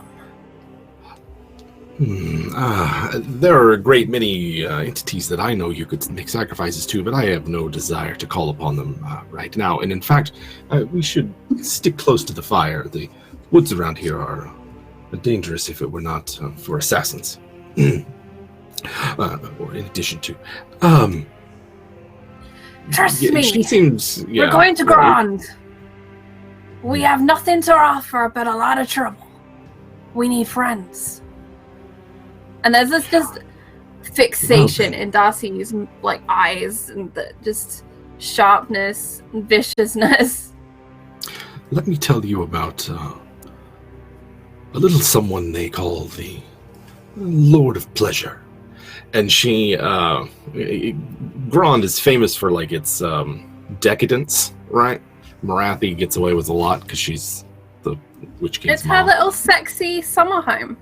Oh yeah. Now, I've never called upon any of these beings myself, but their names are known. You should be careful with that. I'm not sure what you just gave me, but I intend to use it. She gives you like some names. Just call them out. Find that place that's in you that's scared and desperate. That place that would do anything to live. They'll come. But they always ask a price. And Darcy turns down to the assassin rather than Ahabra, and she's gonna grab one of the arrows and just carve down the center from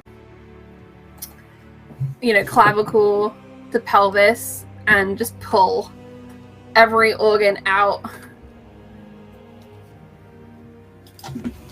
With just anatomical precision, just laying it all out. Yep, there's the lungs, there's the heart, and the gallbladder. Just like in season 2 of The Expanse. Geiger, Ive, help yourself to anything else on these bodies. Don't touch the organs. It's just like dripping in blood and viscera.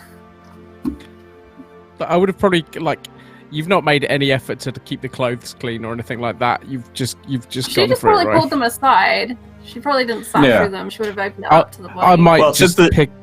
Sorry, go ahead. No, go ahead, man. I'll probably pick up a shirt or something like that, and again, I'll slump myself off to bed, having walked the equivalent of like a marathon. Got up to fight and then go back to and just lay wearily, kind of half listening to what everyone's saying, wondering when this hell is going to be over. Yeah, Geiger would have come over and helped. Like, assuming when Will gets back, we'll find out if they have like light on, like leather armor or something like that, and it fits. We'll go ahead and take all that off. You can definitely take their clothes. Okay. The voice of God. I have returned. Kane! Kane! Come back to you. Yeah, no, you can definitely take off their armor and their clothes, and they're like fairly warm. Cool. Well, then Geiger will do that, and if it fits, he'll go ahead and wear it, or maybe just needs a little readjustment. You know, a tailor. I'm a surgeon, not a tailor. There it is. I don't know if you had, Will, but Voshash and Darcy had a little chat about some certain gods and chaos forces that could maybe be mentioned and called upon. And then Darcy made an offering of basically all of the assassin's organs, just carved them out. Great. Put them out in the snow. Good start. Okay, cool. And then she'll go back in the cave, because she needs to rest.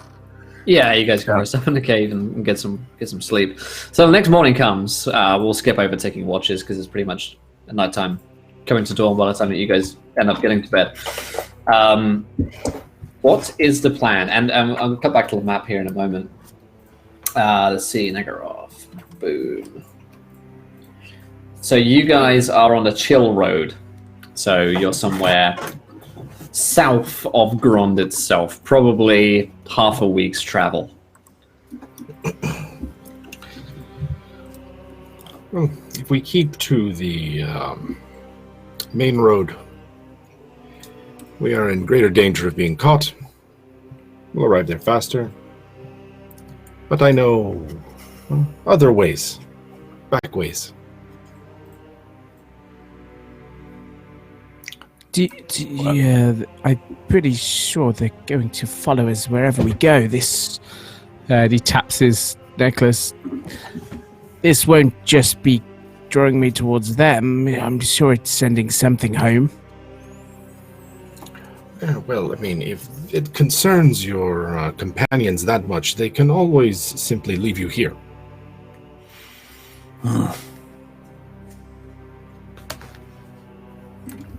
Why do you take our part? I know you said someone sent you, but why? Well, personally, I find that doing small favors, errands, things like that, it builds up a good store of goodwill later on for whenever I wish to call in my own favors. As to why you specifically, I find you fascinating in a way. And also, it's an opportunity to have a bit of adventure myself. Darcy kind of looks to Geiger and raises an eyebrow. Geiger raises an eyebrow, but he only does it because Darcy did, because he doesn't really get what she's, raising an eyebrow over, because he's not that smart. But still, he wants to appear so. Sounds oddly like what our assassin here said. right before the tides turned against us, and she with it. Oh, you knew her? Briefly. We did battle in the great arena. I see. Yes, it would be suspicious then. Yes, I think of it this way. My mistress, she has heard you talking about her, and she wishes a more direct involvement on her own part if she is indeed to be involved.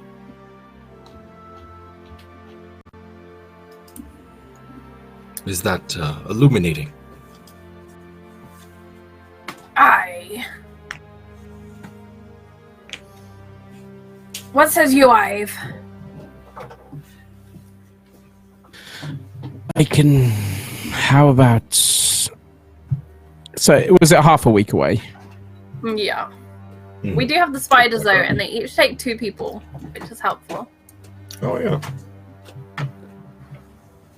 How about if you tie me? I can survive 2 days here. At that point, I'll cut myself down, and I'm sure I'll lead them right to you, where I'm hoping I heard that time your pain. should be enough to give you a chance to set up an ambush. I'll lead them right to you and hope that you're still there, and that's the best I can offer for payment for what I've done.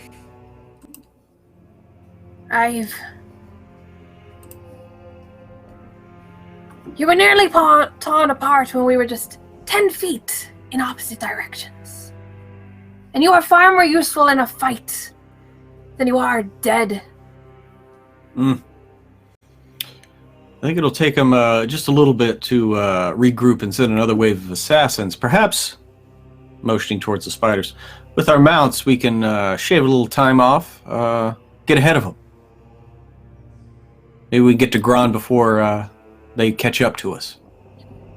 Aye, I did not see any magic on these 2. Anything that might signal they're dead. So they may not figure it out for a while. And Sivan isn't that smart. Just lucky. And rich. And handsome. Down, Sivan.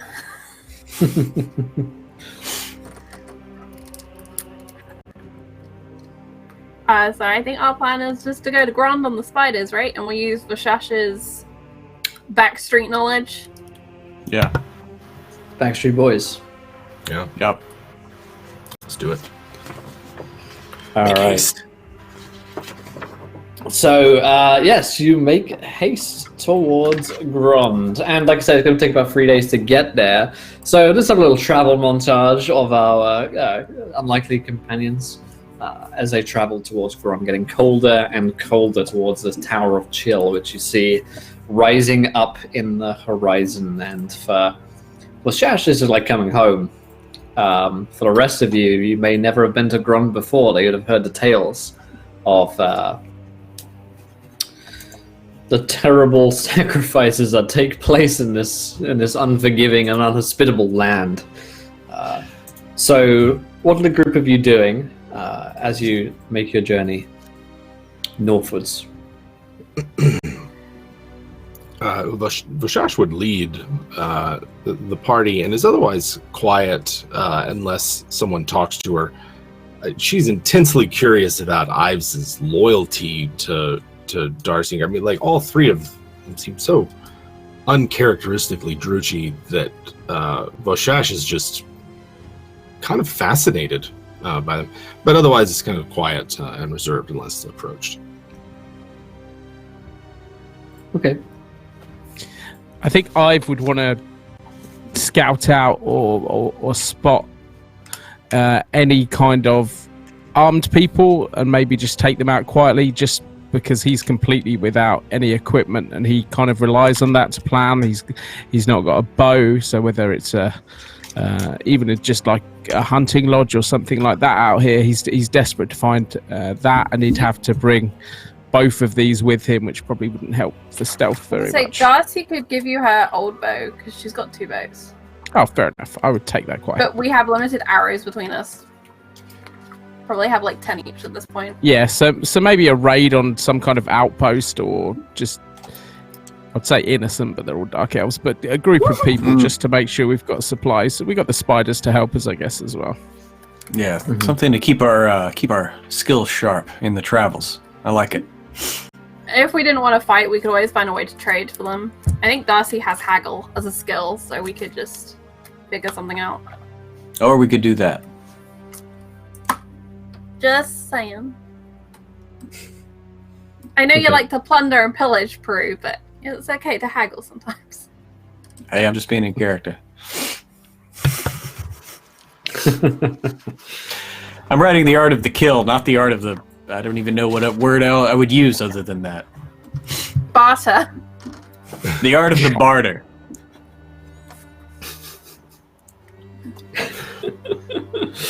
Alrighty then. So you make your way northwards towards Grons together, and with the back sort of routes, channels that Vashash knows to get there swifter, you avoid any further assassination attempts from Sivan Fellhand and his ilk until finally you arrive at the Grand City, which is sort of couched in a heavy bed of snow and ice, which is sort of frozen itself over and makes for a very unhospitable travel. The gates themselves seem to be closed and barred, open only to those who are befitting of the Queen's approval, let's say. So Vashash is probably going to be the one taking the lead on this, presumably. Definitely. And she'll stride boldly up to the gates. Come on, we mustn't dawdle or hem and haw. Stand up straight, present yourselves. You are mighty Druchi warriors. Skilled. Noble. Yes. There we go. All right. Chins up, shoulders straight. Here we are. As a female voice cries out almost immediately and says, "Who dare present themselves before the Witch Queen?" It is your most humble and miserable servant, Vashash. I have brought gift for our mistress. And who might they be? See, you can tell 100 eyes are looking at the group of you now. This would be a Darcy, a lost scion of Shade Arrow. Ive and Geiga, 2 initiates of Cain. They are lost and wayward. We have extended our hospitality to them. There's a long sort of pause for a moment. You may enter for now. And the great gates swing open. And for Vashash, this was probably way too easy.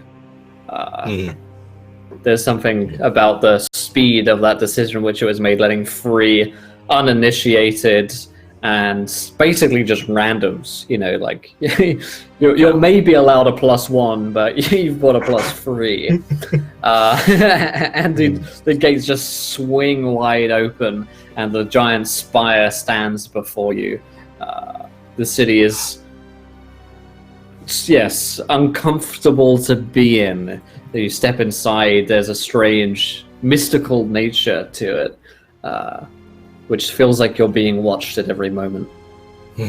Mind the ice. And she will lead them to whatever rendezvous, whatever it is that she's supposed to lead them. She'll make her way there pretty straight. Okay. You guys are following. Yes. I don't have a choice. That is true. You are moving. There's a built-in railroad to my character. I finally managed to beat Gareth. Control. I finally defeated him. Oh, this is truly how to be the best dungeon master. You're witnessing it right now, ladies and gentlemen. Find a person like Gareth. Stick him on the rail. So, Match got him. What can you do? You stride forward towards the tower. Yeah. Now you know that getting a meeting with Marathi herself isn't going to be the easiest thing. You probably met her before, our humble servant, but at the same time, this is the sort of thing where she's busy. She's got like a booked out calendar.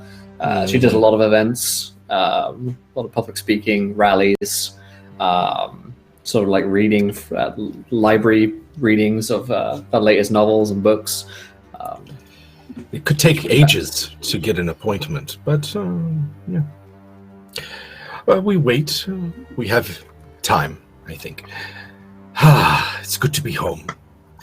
And she'll make her way there, and whatever sort of palace attendants that she needs to find. I guess. Other scantily robed high priestesses come down from the tower steps as you guys seek to arrive, and there's this pair of them that are gatekeepers of Ashash. You recognize they're twin sisters, and they are incredibly cruel in their nature towards anyone who wants to come and see Marathi, or anyone that's petitioning for anything, really. That you are the butt of many of their jokes. So as you arrive, the two of them are sort of laughing snidely towards one another. Can I whisper to Vashash just before we get? Does this seem too easy to you?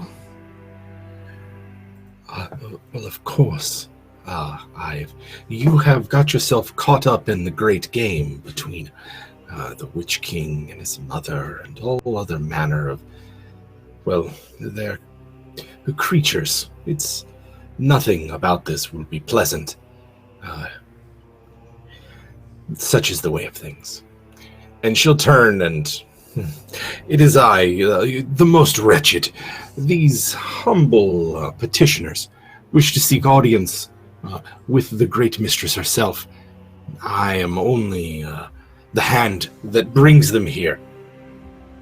They may speak their piece. And she will back up so that everybody else is between them and the palace attendants.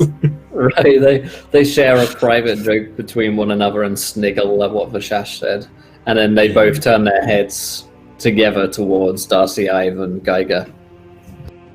Both raise their eyebrows in unison.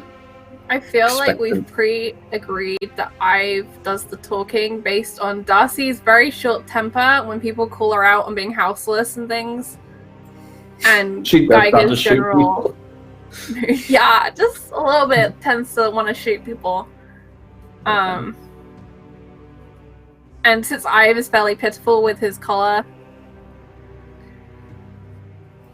So... We do hope we're not disturbing you. Disturbing us? No. We could never be disturbed by a creature like you. Your comings are nothing more than the comings and goings of a rat. While it's still caught in a trap, it may try and struggle itself free, but it is of no concern. Unfortunately, this rat appears to have caught himself in a trap. And I point to my necklace. This might be even a test for you. And I give her an eyebrow raise. The two of them looked one another and rolled their eyes together. And then, oh dear. Well, perhaps we should see to it. Why don't you come with us? immediately, like Ive's face goes pale and he realizes this was a really bad idea. My friends are somewhat, well, I am bound to them. Where they go, I must go. Sweet, but in this case, untrue. Geiger, Darcy, could you demonstrate for me? They seem to be missing the point.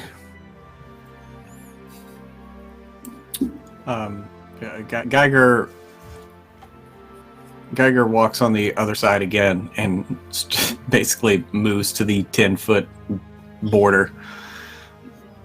I'm going to move into the danger zone. Same.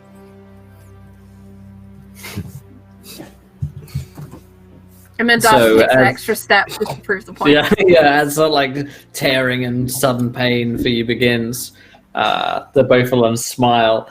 Ah, I see, we see. Dear, oh dear. Who is the one that placed this upon you? Who is your master? I have no master. This was placed against my will. By who? I've forgotten his name. Sivin Fellhand! Sivin, the bastard. He also took my fingers and what was left of my dignity. We would very much like to meet this Sivin Fellhand. He seems like an awfully amiable fellow. Well, more to the point, what is it that you want with our queen? Before we have our dinner, you can try and explain something to us that will prevent us from the feast.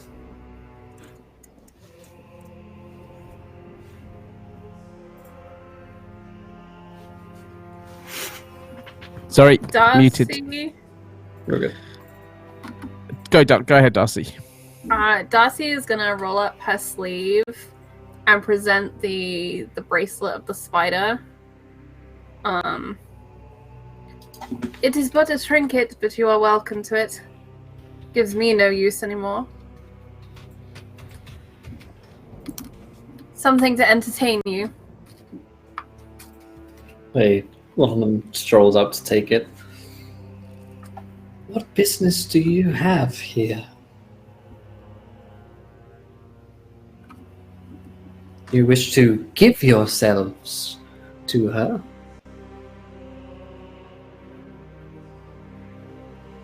Perhaps. I rather believe that is her decision to make. Perhaps. Well, perhaps then you will be allowed to speak with her.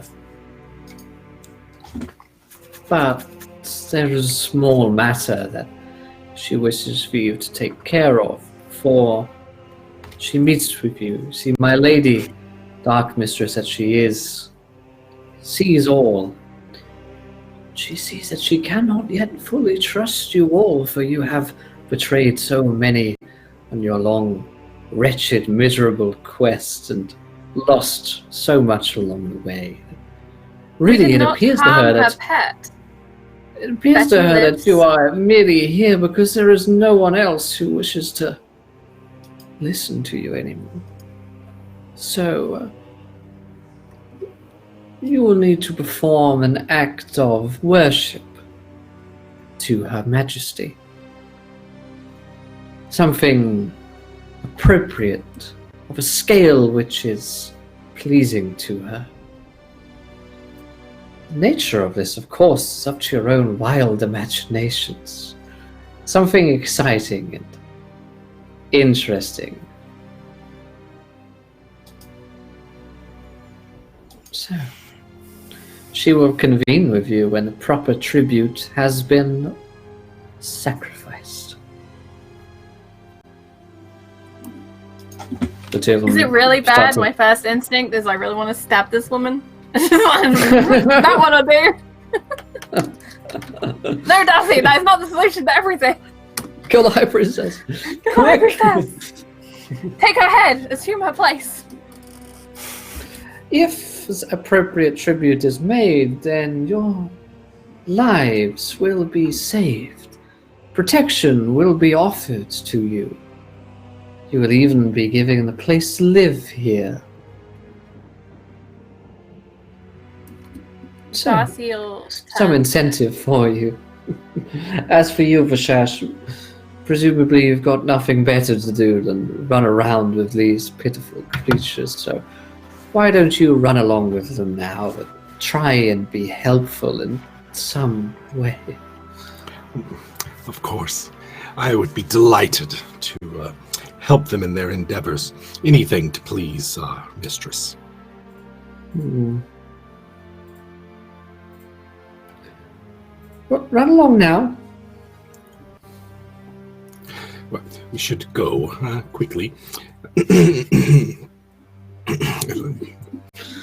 And she says the pleasantries and will... Yeah, you bow over yourself and make sure the others bow as they leave, and you guys get out. So you're still in Grand itself, which is a huge city, but you're away from the main tower, with the offer made to save your lives. Was apparently a gesture of some sort. It needed. What about? What do you think that we could put together for that?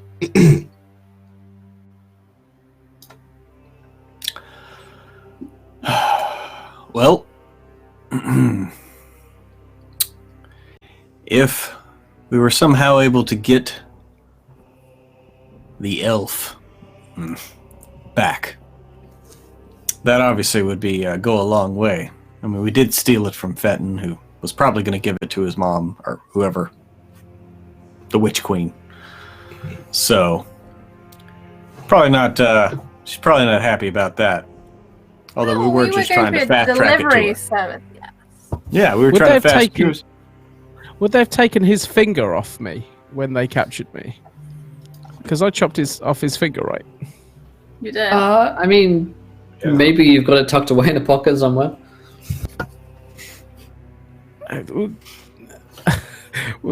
I pull out this, like, I imagine it looks disgusting now because it's been a decent amount of time past. I have this. I mean, could we track him or put a curse on him using this? It's his flesh. I kind of thrust it towards Vashash and pointing at her. This look. Yes, please keep that away. We could, in theory, do that. Yes, but it would take some time, and well, I'm not entirely sure that it's within my capabilities. So I don't know that it's useful to us.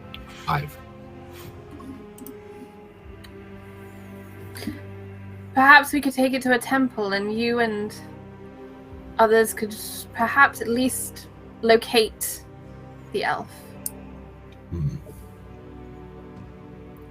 The temples would know, yes. You have spoken of spying on us. What is spying on one high elf by comparison? It was a... how do I put this? It was rather more of an eavesdrop than a proper spy. But the details are unimportant. There's a temple, I think, that would be able to help us. And perhaps let us make haste. Yes. We need to undo a few of the knots that we tied in the web.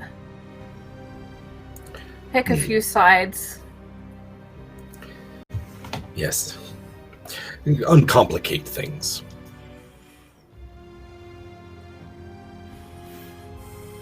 Okay. Sibin will die. He is the pet of the Witch King. Fetin is Marathi's pet. And then there is our former mistress. She could assist with Sivin at least. And Sivin's mother. And it's suddenly dawning on Darcy, like, literally just how many enemies we have right now, and we pissed off all of them with one plan. It was masterful, though. It truly was, like, to be able to piss everyone off in one brilliant stroke. Yes. I mean, it was good. I believe we could buy our way back into my mother's house. She did promise us time. Time and any means. Well, if they have the resources, then they would be very helpful to have them, yes. Otherwise, I think that a desperate act is called for. Something that you perhaps wouldn't survive. I'm here to assist you with it, but I would prefer to survive the whole endeavor if it was all the same.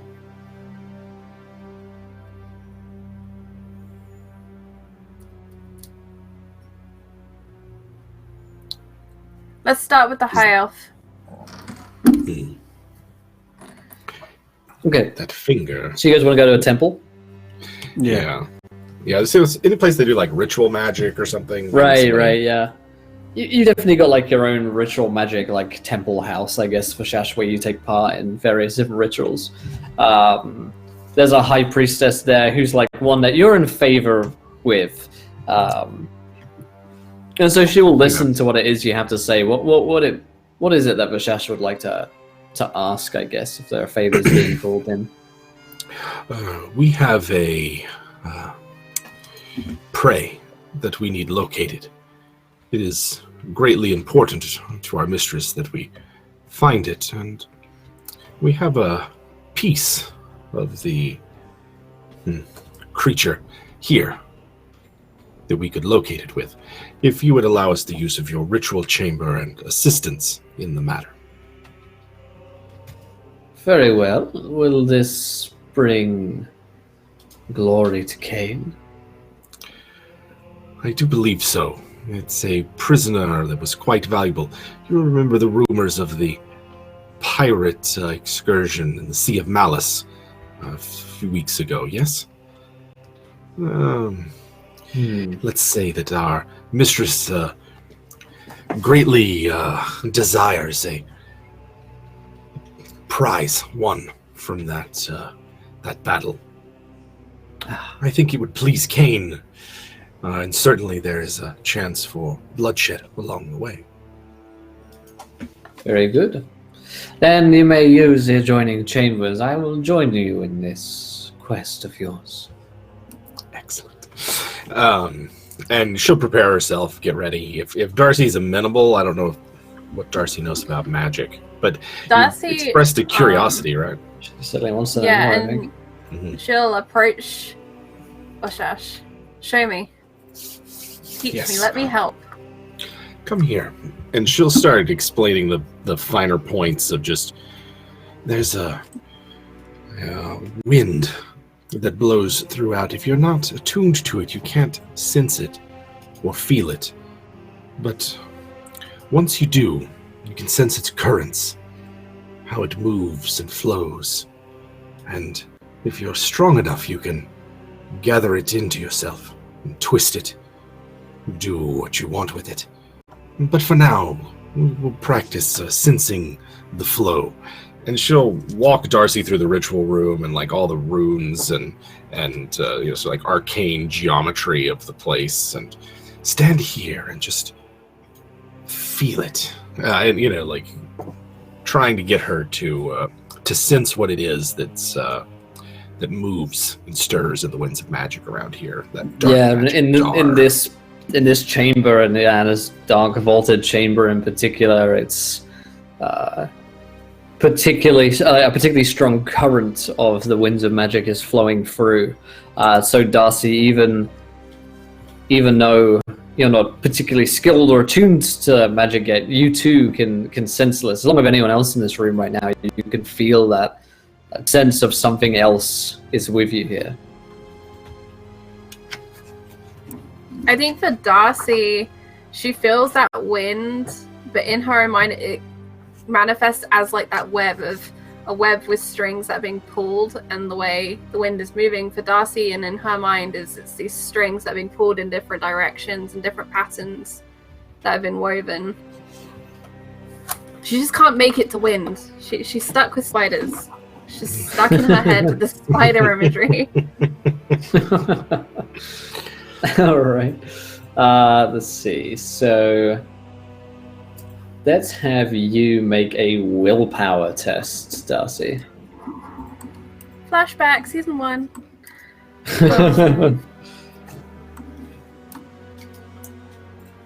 Nope.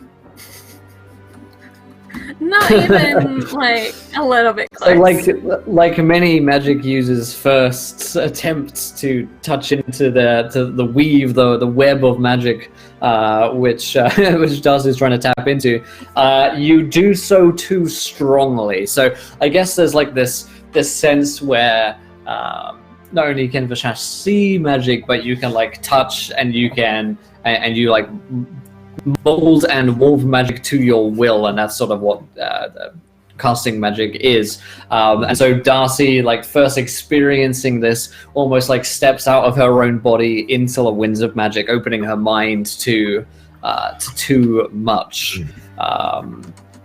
Be careful, that's how demons enter the world.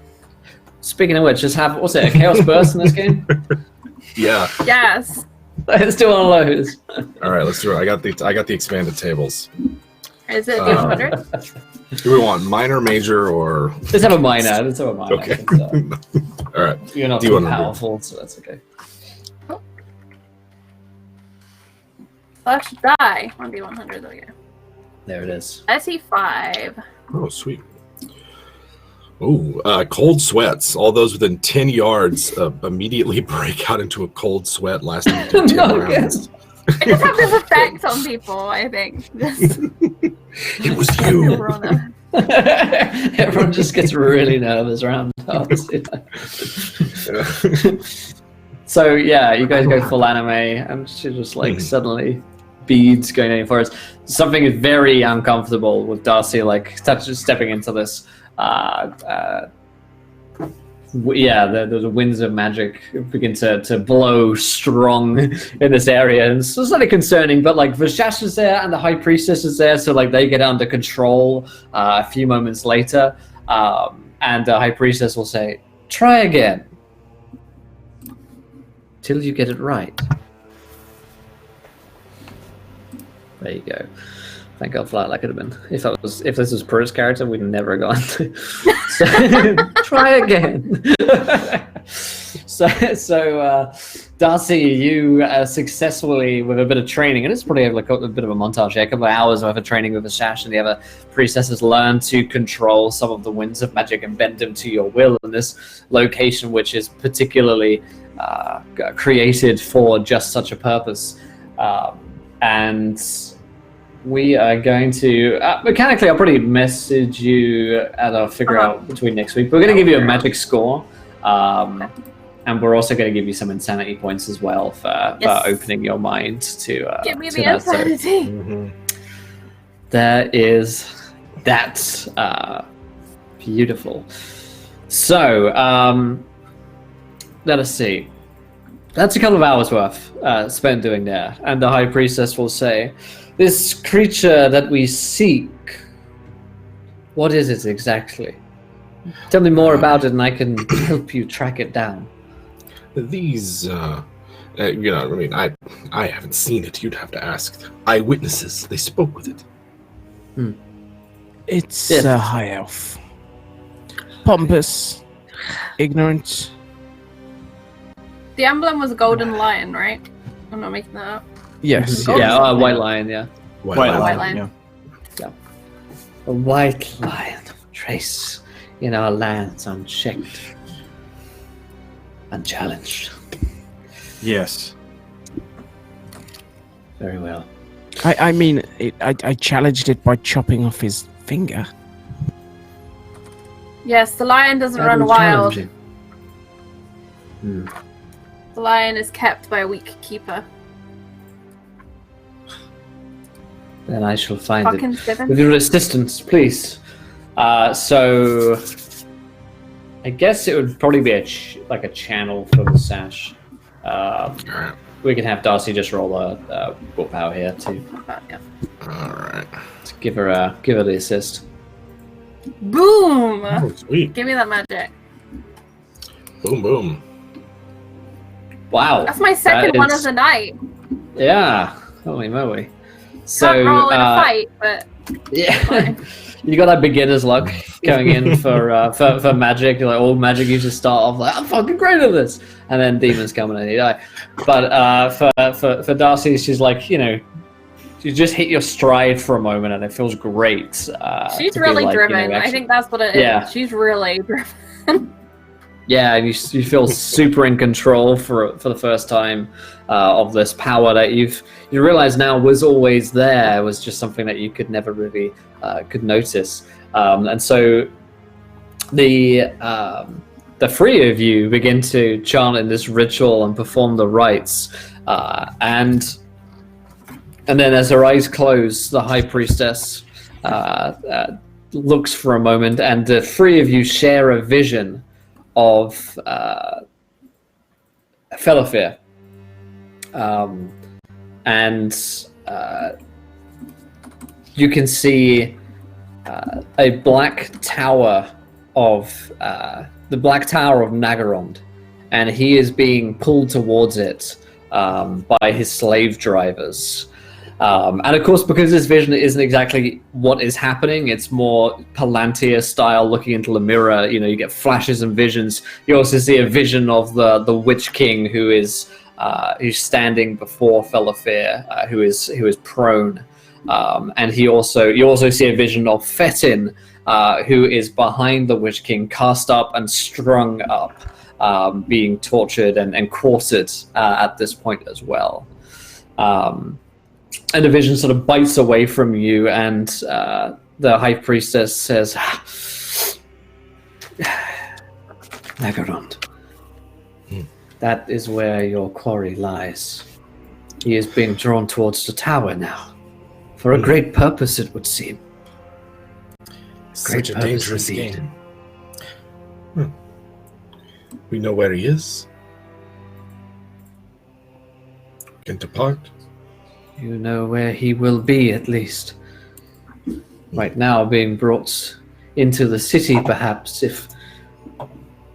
Yes. But it will not be long before he finds his way before the Witch King. Princess, yes. Nagarond is so far away. How can we beat time? The blessings of Cain. Me and the other priestesses could, with appropriate sacrifices and some of that time, send you there. There is an adjoining chamber in Nagarond in which we practice secretly. This Fetin, it is within his chambers. He is the one I saw strung up there in the visions. Yes, he is one of Marathi's chosen. We Or must whatever send would you be to appropriate. him. I didn't think you'd name her, right? Yeah. You'd just use it like an honorary. We must send you to him. No doubt he knows more of the plans of the Witch King now. What There is no sacrifice time do you wasted. require? I'm sure he'll be happy to see us. Yeah, I only say what sacrifice do you need. She sort of like waves her hand and she like snaps her finger, and just like dozens of slaves are immediately brought into the room, like on beck and call,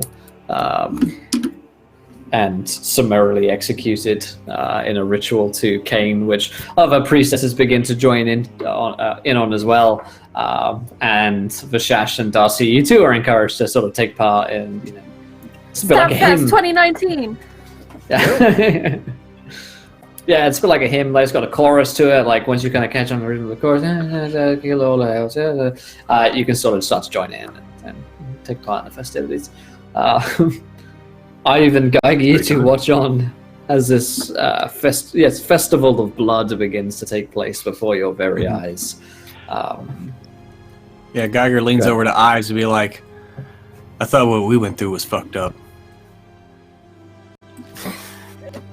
We really shouldn't talk. We might fuck this up. You're right. I agree. My face hurts anyway. It hurts me to look at it as well. I imagine we kind of sit there silently, like just kind of staring in wonder at what the hell's going on, and kind of disgust at some of the other things. Right. After what seems like hours, finally the center of the room, in which there is a well or a pool, is now pooled solely with the blood of the sacrificed peoples who have died towards the spell. It's just blood, deep red, charnel pool, essentially. And the high priestess, just like covered head to toe in viscera and gore, extends a finger towards it and welcomes you all in. Bathe deep in the blood of Cain. Find your way to the Dark City. To Nagarond. And Moshash will walk into the pool. And Darcy, in this newfound religious magical fervor, just kind of follows obediently. No second thought. Striding deep into the blood. Geiger shares a very worried look with Ive, but he's like, no time like the present, I suppose, and starts walking into the pool of blood. And Ive really doesn't want to go, but he finds himself dragged neck first into this pool of blood. Yeah, as you forced walked into it. It's not so much just the bathing that you have to do, but it's a submersion into the blood. As you just let yourself sort of like sink down. It's like, when you sink back into a bathtub and go under the water for a moment, but it's like thick, heavy clots of blood, and it's swiftly, you're immersed deep below the blood, and you are lost for a while in a sort of almost embryotic miasma of blood, and it's strange. So you can feel like a heartbeat running through the blood as you close your eyes and you're inside it, and you sense this blood is almost like the womb of Cain, with which he is allowing you to traverse through for a moment. And it's deeply religious and spiritual and quite profound for you as dark elves, as you bathe in the glory of your god. And then finally you feel a rush of blood and movement, and you arrive in a room in which Fettin is standing, and you are no longer covered head to toe in blood. There is still some, like there's a bloody taste in your mouth, and your ears are not yet accustomed to anything but being underwater, so it feels like your ears are still sort of compressed. And they begin to pop as you come out, and you're in Fettin's chamber. He's like fully decked out in battle gear, and in his private room you see all of the effects of Marathi and of similarly basically of a high priestess, which is like highly heretical for Sash, but clearly Fettin has been hiding and storing some magical paraphernalia around the place. And he sort of looks with a start, what the hell? As you guys enter into his room.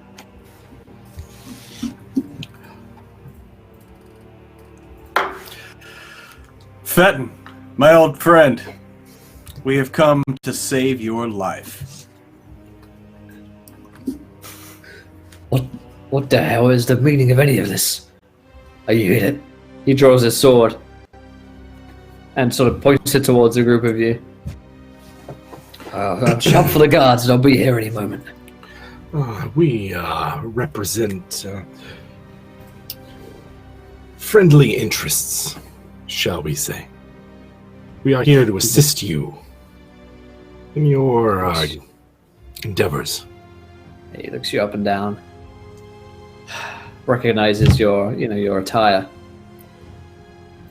So, he laughs. So you made it to Grond, then? Well, in some capacity, yes. Look at the missing fingers and fresh stitches on everybody. Your mistress. Lucky sons of bitches. still seeks her prize. And we Yes. seek it for her.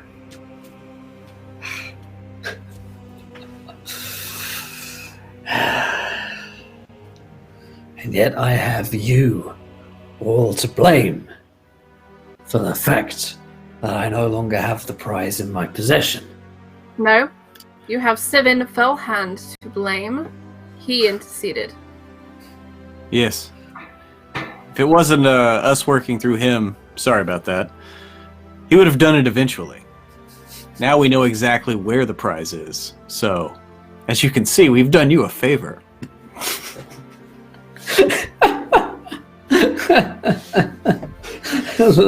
The logic of it is astounding. And you can see Fetton begin to try and trace the branches of logic upon this sprawling, nightmarish tree. And is clearly struggling. No. Everything it was going according to plan until you stole him and then got captured by Sivin Fellhand. Right. If you had been the one to deliver him, would have killed you, taken your prize anyway. This way, we're here to save your life before he can kill you, take the prize back, take it to your lady, and we're all in her good graces. Once again, you're welcome. Do you even know why they want him? The prize? Do you even understand what's at stake? Honestly, just looking at him makes me want to vomit, so I'm not sure why they would suffer him to waste one more breath of good dark elven air.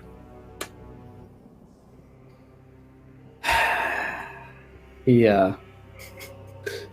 sighs for speaking again with Geiger. He clearly regrets having let himself do this, and he says, "The elf son of Coil, who is personal bodyguard of the Phoenix King, his blood can lead us to him." And if As his his blood finger- can lead you here to me, then his blood can lead the Witch King or someone else, let's say a conniving bitch of a mother, to the prize first. So you want to assassinate the Phoenix King? He rolls his eyes like it may be the most obvious thing that anyone could ever want to do. Hold on. Well, I want to clarify. Did he just call Marathia a conniving bitch of a mother? He did, yeah, but he said that in an appreciative way. Okay. I wanted to make sure that was a dark elf compliment. Yeah. That's how Such she's a revered. conniving bitch. That's why I want my Just birthday like card to saying say this your shit. lord or your grace, yeah. Yeah. That's my birthday card wish for the year. Conniving bitch. Put it on there. Right. Okay. Well, So if we fail to bring him back to her, then not only does she lose all of the glory and we also will not survive. Yes. We'll be strung up and tortured. Like, Darcy, what was it in the vision that you saw? And Darcy will go into great epic detail, including anatomy, points of physiology, of how things were torn asunder, ripped and shredded. And Super uncomfortable. Nice. yeah, it's gross. It's super gross. Yes. Anything anatomical is just... Super Yes, quite great. anatomical and gross.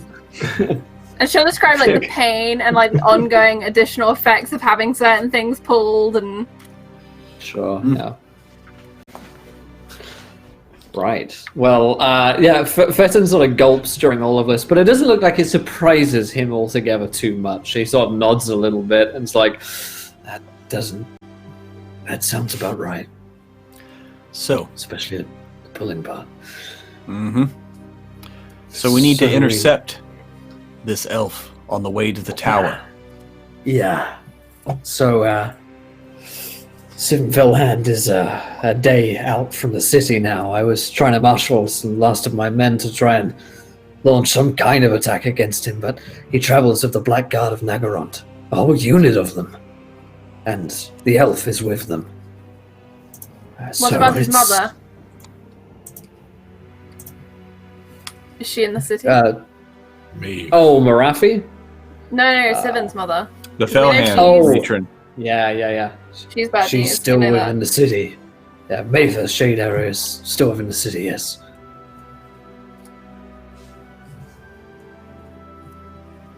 Do you think if something were to happen to dear old mommy, that he would go running home? At least maybe distract him for a minute? Perhaps. He may take it as a good thing if she were to die. She's surely more powerful than him as well. True. We could perhaps ambush them as they came into the city, or somewhere along the road. We could also delay them should they reach the city by causing chaos here. The war is already brewing between Shade and Fell. I've already forgotten what my house is called. Shade Arrow and Fell Hand. What's... Can't even remember her own not real house. Look! I wonder if maybe we could... at names. Perhaps Lady Shade Arrow would take this opportunity to gain some glory, and we could get men, additional men that way. We could propose it to her. It is an opportunity.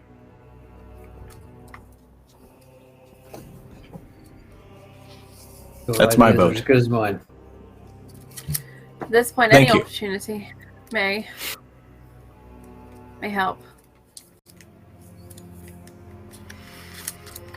Alright, so Darcy, just to cut to the chase, Darcy will propose that she'll go and speak to Shade Arrow. And do what she can do. Just be like the most prostate, pathetic creature. The most prostate. You heard me. That's what I meant to say. Take it.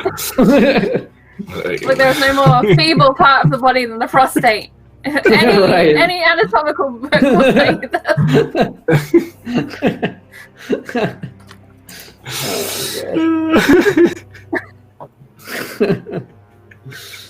Amazing. All right then. Well, that's that. All right, so you go off. What is anyone else doing? Let's see. You don't have to have any plans that they would like to execute while in the city. Vashash is just preparing for whatever they're going to do tomorrow. I think that hitting them hard and fast is best. While they're traveling, they don't have all their resources. Like once he gets back to the city, then that's when they're in the Fellhand territory. Like that's sort of that's what she's thinking we should do. Okay. Hit them We hard need and to fast. find a way to disperse the Black Guard, though. It's not a force that you want to tangle with. It is not. Because this isn't a straight-up fight. This is a smash and grab, right? Yeah, it would be advantageous to kill Sivan and take the elf, yes? But we don't need to fight the We guard, don't though. need to stay and fight, no.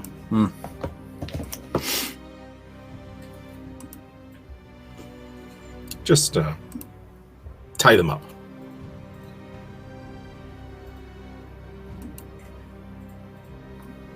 So, Darcy, did you say you were going to go talk to Lady Fellhand? Or, Yeah. sorry, Lady Shade Arrow? Yeah. Conspiracies within conspiracies. We're back let's to go our for that whole scene. Black Ark plan. We're just Yeah, like, yeah. you go talk to them, I'm gonna talk to them, we'll set a fire here. Oh, there will be fire set. All right then. So, you head over to Mistress Shade Arrow and slip in at the dead of night past Captain Corzell, Actually, Captain Corzo will let you in. He'll whip himself a bunch for it, but it's whatever. And you get let in to meet with Lady Mistress Shade Arrow. And she is standing once again at her feasting table, and she looks intrigued to see you. And she does the classic Dark Elf move of raising a singular eyebrow. Which Darcy Which is basically returns. hello. Yep, Darcy does the exact same eyebrow raise back. So what do I owe to pleasure? Things have been progressing as you asked. We seek to destroy Fellhand's advance. It has been rather more complicated than we expected. But there is a chance. An opportunity. I have heard words of his travel here with great prize. Yes. A prize we briefly held. And will hold again. A high elf. So you wish to deliver him to me on a platter. How can I be of assistance? We lack the means to distract a full unit of the Black Guard. We have skills, but they are not enough to fight such a force. To the point where we may seize our prize and lower Fellhand.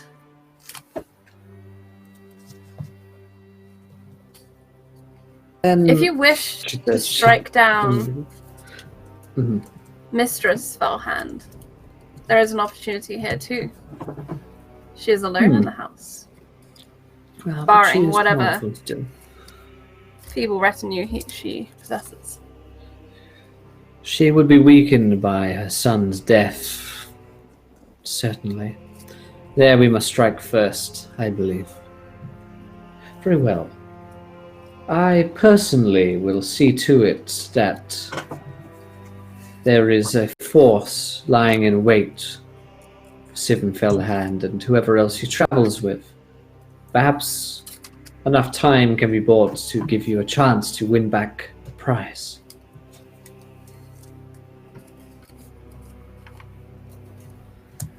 And in return, we shall finish what we started, and I will bring you the head of the Mistress Fellhand. Well, now I have less interest in others whom you travel with, as I previously did. You see, some of them have proven themselves to be more difficult than they're worth dealing with. So, how about we keep our deal between you and I? Cut out the middlemen. You do not wish for the Mistress Fellhand's head anymore. Oh, no, that's not what I'm talking about. She'll suffer in her own time, fear not. The immediate death of Sivan Fellhand will please me for now, but your companions, those who you travelled with, if they do not make it back, then there will be more room in the house for you.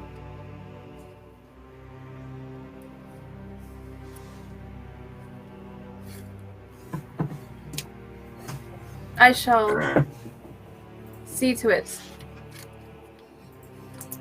as you ask.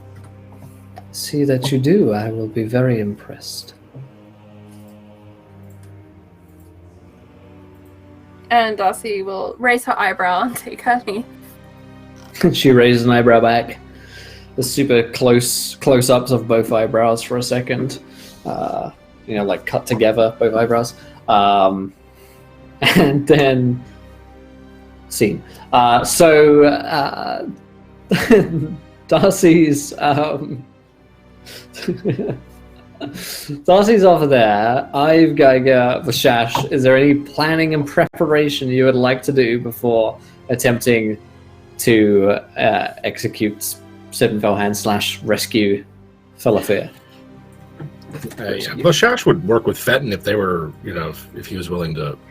Yeah, he is. Yeah, Yeah, definitely. Is there? We'd like to. The Geiger would maybe like to seek out a little bit more healing, if possible. Get rid of these last aches before we rejoin battle anew, if possible. I could probably take a shot at patching you up, by the way, because if we reconvene. Cool. Obviously, if you want to go to temple or something, you can do that. No, I mean, Darcy has proven herself. There you go. Geiger trusts her. Would never think that she would betray him. I imagine Okay. Ivan. Oh, sorry. That's Nice. 10 for you and Ives. You can have 1. You're welcome. You got me 9 earlier, so we're all good. That's 10 in total, so it's fair. I'm imagining Ive and Geiger having like. Remember in Commando where he tools up and gets himself ready, but a nice duo one where they're helping each other out, making sure each other's straps are done up and Just throwing daggers just everywhere. just the odd smile at each other like, that looks good on you. I like what you're doing there. Mhm. I like the reverse grip on the hilt there. You got that. Normally people, it's good. But I imagine Geiger would have the slightly longer blades just to appease his ego. Oh, of course. Well, I mean, I used to love blades, but I'm a one brick man now, so we've done a lot for each other. We're building something together. Brick by brick. There it is.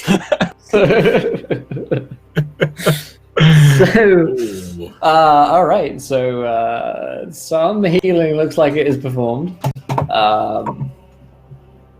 by Darcy and the rest of the party. Fenton is suited and booted, and he's organizing what remains of his, his private army to attempt to take on some Blackguard and Nagaron as well. Darcy, you come back at one point?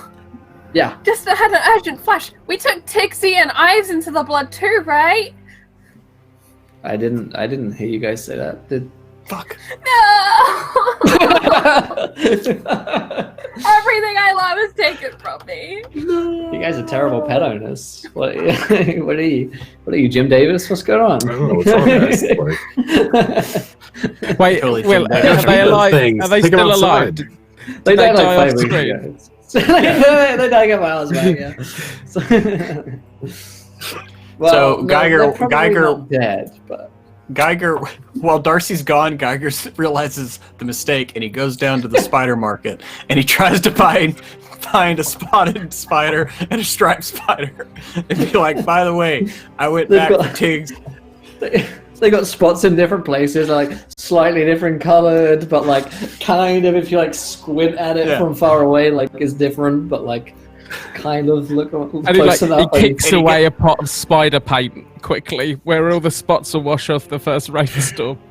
Yeah, and I'm gonna go ahead and get some like gauze and stuff where Darcy had mended Tiggs's wounds, and like wrap up the spider's legs and stuff, and be like, she'll love it. She won't even notice. Trust me. So Darcy, you get back later that evening. Yep. What happens? You can roll a spot hidden. You know what? Roll a spot hidden. Perception check. Yeah. Perception awareness.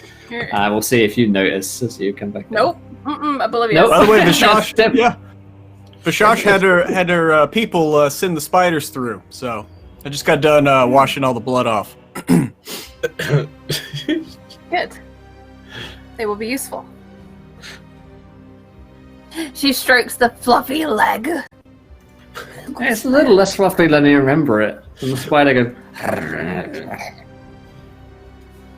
Tixie, you are in a terrible mood. I mean, Tixie. I mean, accent is hard to drop. Tixie, you be in a terrible mood today.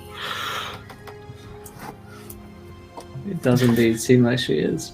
Well, he is, I know. So the travel. Hungry. I guess it. the interdimensional travel for blood. It's the whole thing. It's the blood lack. It gets us all.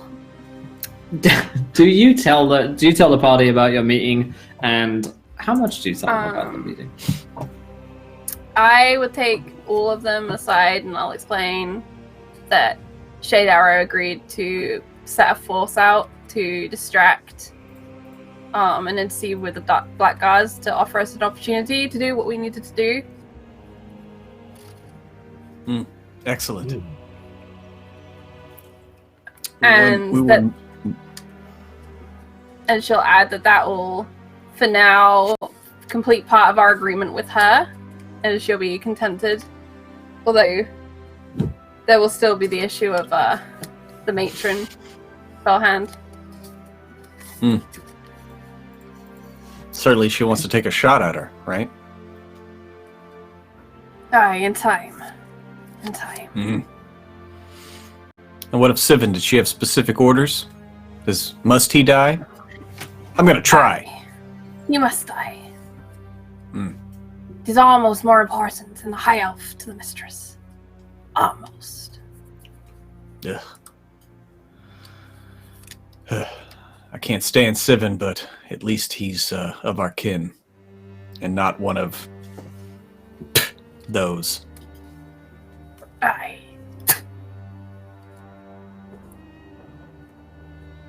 And then Geiger later spits that again night, on behalf of Ive. I go to state and drip, but he's just like when you go to the dentist, it's like, yeah. I look out for that double dribble. I would really request that I take the High Elf.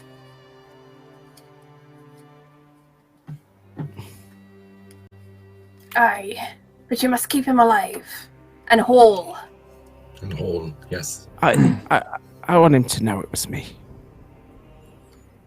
I don't think he's going to have forgotten your face. Or your blade. Aye.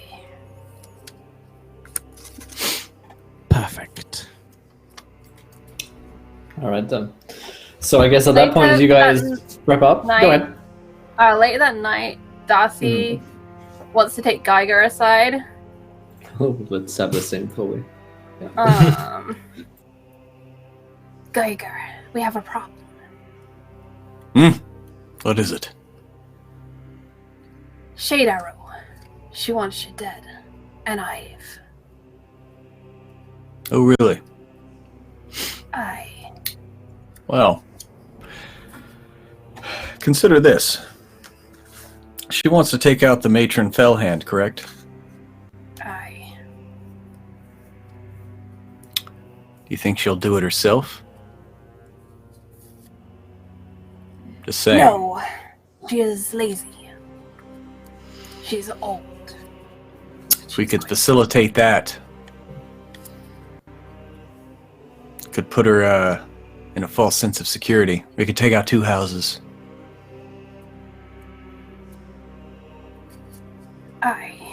I intend for her not to live.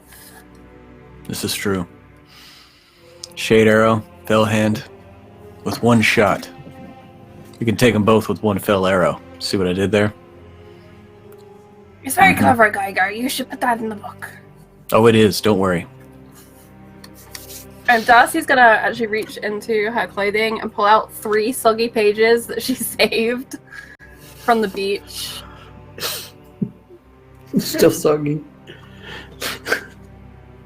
Well, they're probably dry, but it's like that crumpled, weird, weak paper situation. They're Okay, still they're still soggy. soggy. Well, good. That way you don't see the tears falling on them as Geiger, clutches them close to him. I thought I had lost it all. At least I have somewhere to start. Thank you, Darcy. Been a constant companion. The city shall be ours, Geiger, as we always Yes. planned. Yes. And then we will... Oh, never mind. All right. Sorry. You can't tell Ives, Geiger. He broke with 3 fingers. That he did. Need to keep an eye on him, too. He was a little bit too eager to be the one to take the elf. Can I just point out, I've got to be within 10 foot of this conversation. the other side of the door. Ives has just been slowly pulled towards this Slowly drawn to the conversation. Kind of awkward. Rolling up. All right. How about this? I imagine that everyone has kind of gone into a room to rest, and so Darcy and Geiger are outside, but Ive is like slowly being drawn towards the door. Ive is like magnetized to the wall that you guys are behind, like trying to get close. I'll be standing about 9 feet away from the wall.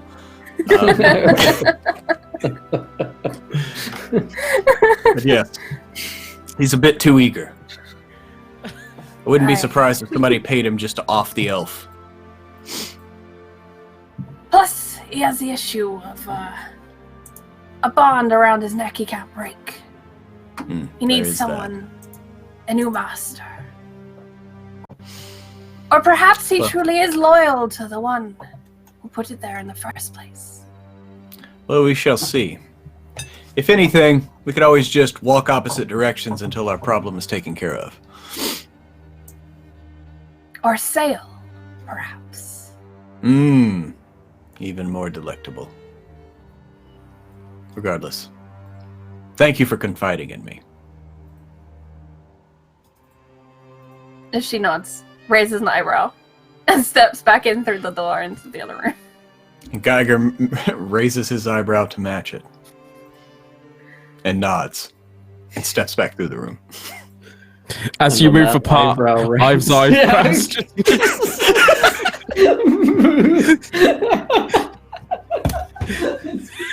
Just his brows start moving on the side of his.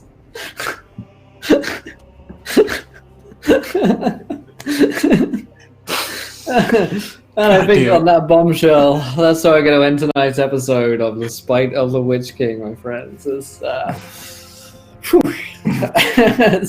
plots upon plots upon plots upon schemes, and then there's some more plots, and there's a couple more schemes, and then there's some treachery and betrayal and plots. So we are firmly aboard the plot train in the most literal sense. So I cannot wait for next week. Is the finale of the show, so things have found themselves to a natural head here in 6 episodes, which has been nice. So we've got Sippenfellhand to deal with next week, and Fell of Fear, and maybe we go kill the Phoenix King next week. We'll see. That'll be sick. So we're gonna give that one a go at least. Thank you guys for watching. If you've enjoyed tonight's show, please let us know. If you're watching on YouTube, you can like the video, you can subscribe, you can comment, you can do all sorts of things. So feel free to do them. We've got another show coming up here in a few minutes' time, which is a Tales from the Loop show. It's called Little Busters. It's super 80s. You're going to love it, so stick around for that in just a few moments' time here. But let's go around the cast and the crew. Did we enjoy ourselves? And where can we find you guys online? Let's start with Jim fucking Davis. Oh yeah. I am astounded at our ability to continue to pinball around this intrigue and this web of lies and deceit and betrayal, and yet here we are, still standing, having a great time with it because it's going to eventually the other shoe's going to drop eventually. I'm doing great. My name is Jim Davis. I am one half of WebDM, where we make RPG and Dungeons and Dragons, tabletop advice, inspiration videos, all that kind of stuff. That sounded like a big word salad once it came out of my mouth. So hopefully there's meaning in it, or that you can impart it yourself when you hear it. Anyway, check out our YouTube channel or over on Twitch, where I think we're getting ready to play some Best Friends Forever, which is a game.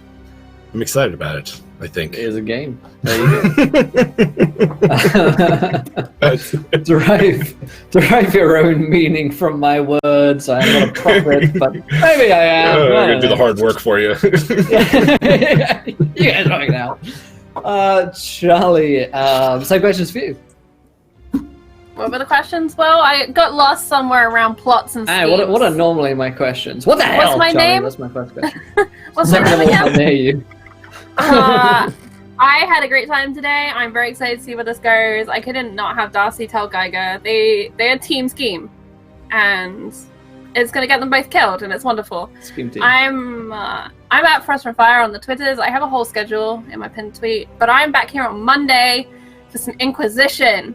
I get to play an Inquisitor in 40k, and shit's hitting the fan there too. So if you like the shit that hit the fan here, come and check it out 40,000 years in the future, where it continues to hit the fan. There's a lot more fans. They're a lot more powerful, and I had a rumor that a certain witch hunter's progeny will be appearing at some point. yeah, I think I went to the episode 5 or 6 actually. So I think in a couple of weeks maybe. A certain someone may arrive. I'm excited. Gareth. I'm oh wait, scared. no. What am I talking about? Pruitt. Say crazy, my friend. Oh yeah, most definitely. I absolutely, God, I love this game. It's a lot of fun. Here's the key to schemes and lying and all that. You just never stop lying. Don't tell the same lies. You got to keep telling new lies, because the person you're lying to is still trying to catch up to the old lies, and you heap new ones on, and then they're just always catching up. That's the key. Yeah. Exactly. Just it's an all-you-can-eat buffet of lies. So anyway, free pro tip: things that you can learn if you watch WebDM videos, which I am the other half of. So head on over to YouTube and check those out there. We're doing a bit of a contest there, so check out our video today for that. And also, come back here on Friday, 4 o'clock Central. Call Octung Cthulhu, a little World War II kicking Nazis in the tentacles. Everybody loves that. But yeah, until next week, I'll be awaiting the final result to the Live Fest, and I just hope that I get a rose. That's all I hope when it's all said and done. Oh dear, oh dear. Last and most least, Gareth.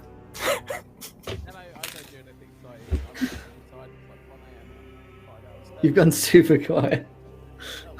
I can't hear you. Come back to us, no. Panda. You sound really far away. There you go. Kind of Yeah. better, yeah. Okay. Shout out to Prue, because like he's hurting right now. His mouth's really hurting, and when your mouth's so important to what you do, it's obviously a big miss for him. Can confirm. Thanks. Bye. All right, well, on that uncomfortable note, as we like to end every show on a slightly uncomfortable. Oh boy, that's all we got time for tonight, friends. Thank you for watching us. We got Tales from the Loop, Little Buster starting here in just a few seconds' time. I'm gonna head over to your next host, who's known. You're gonna love it. Enjoy the next show, my friends, and until next time, try not to roll too many now ones.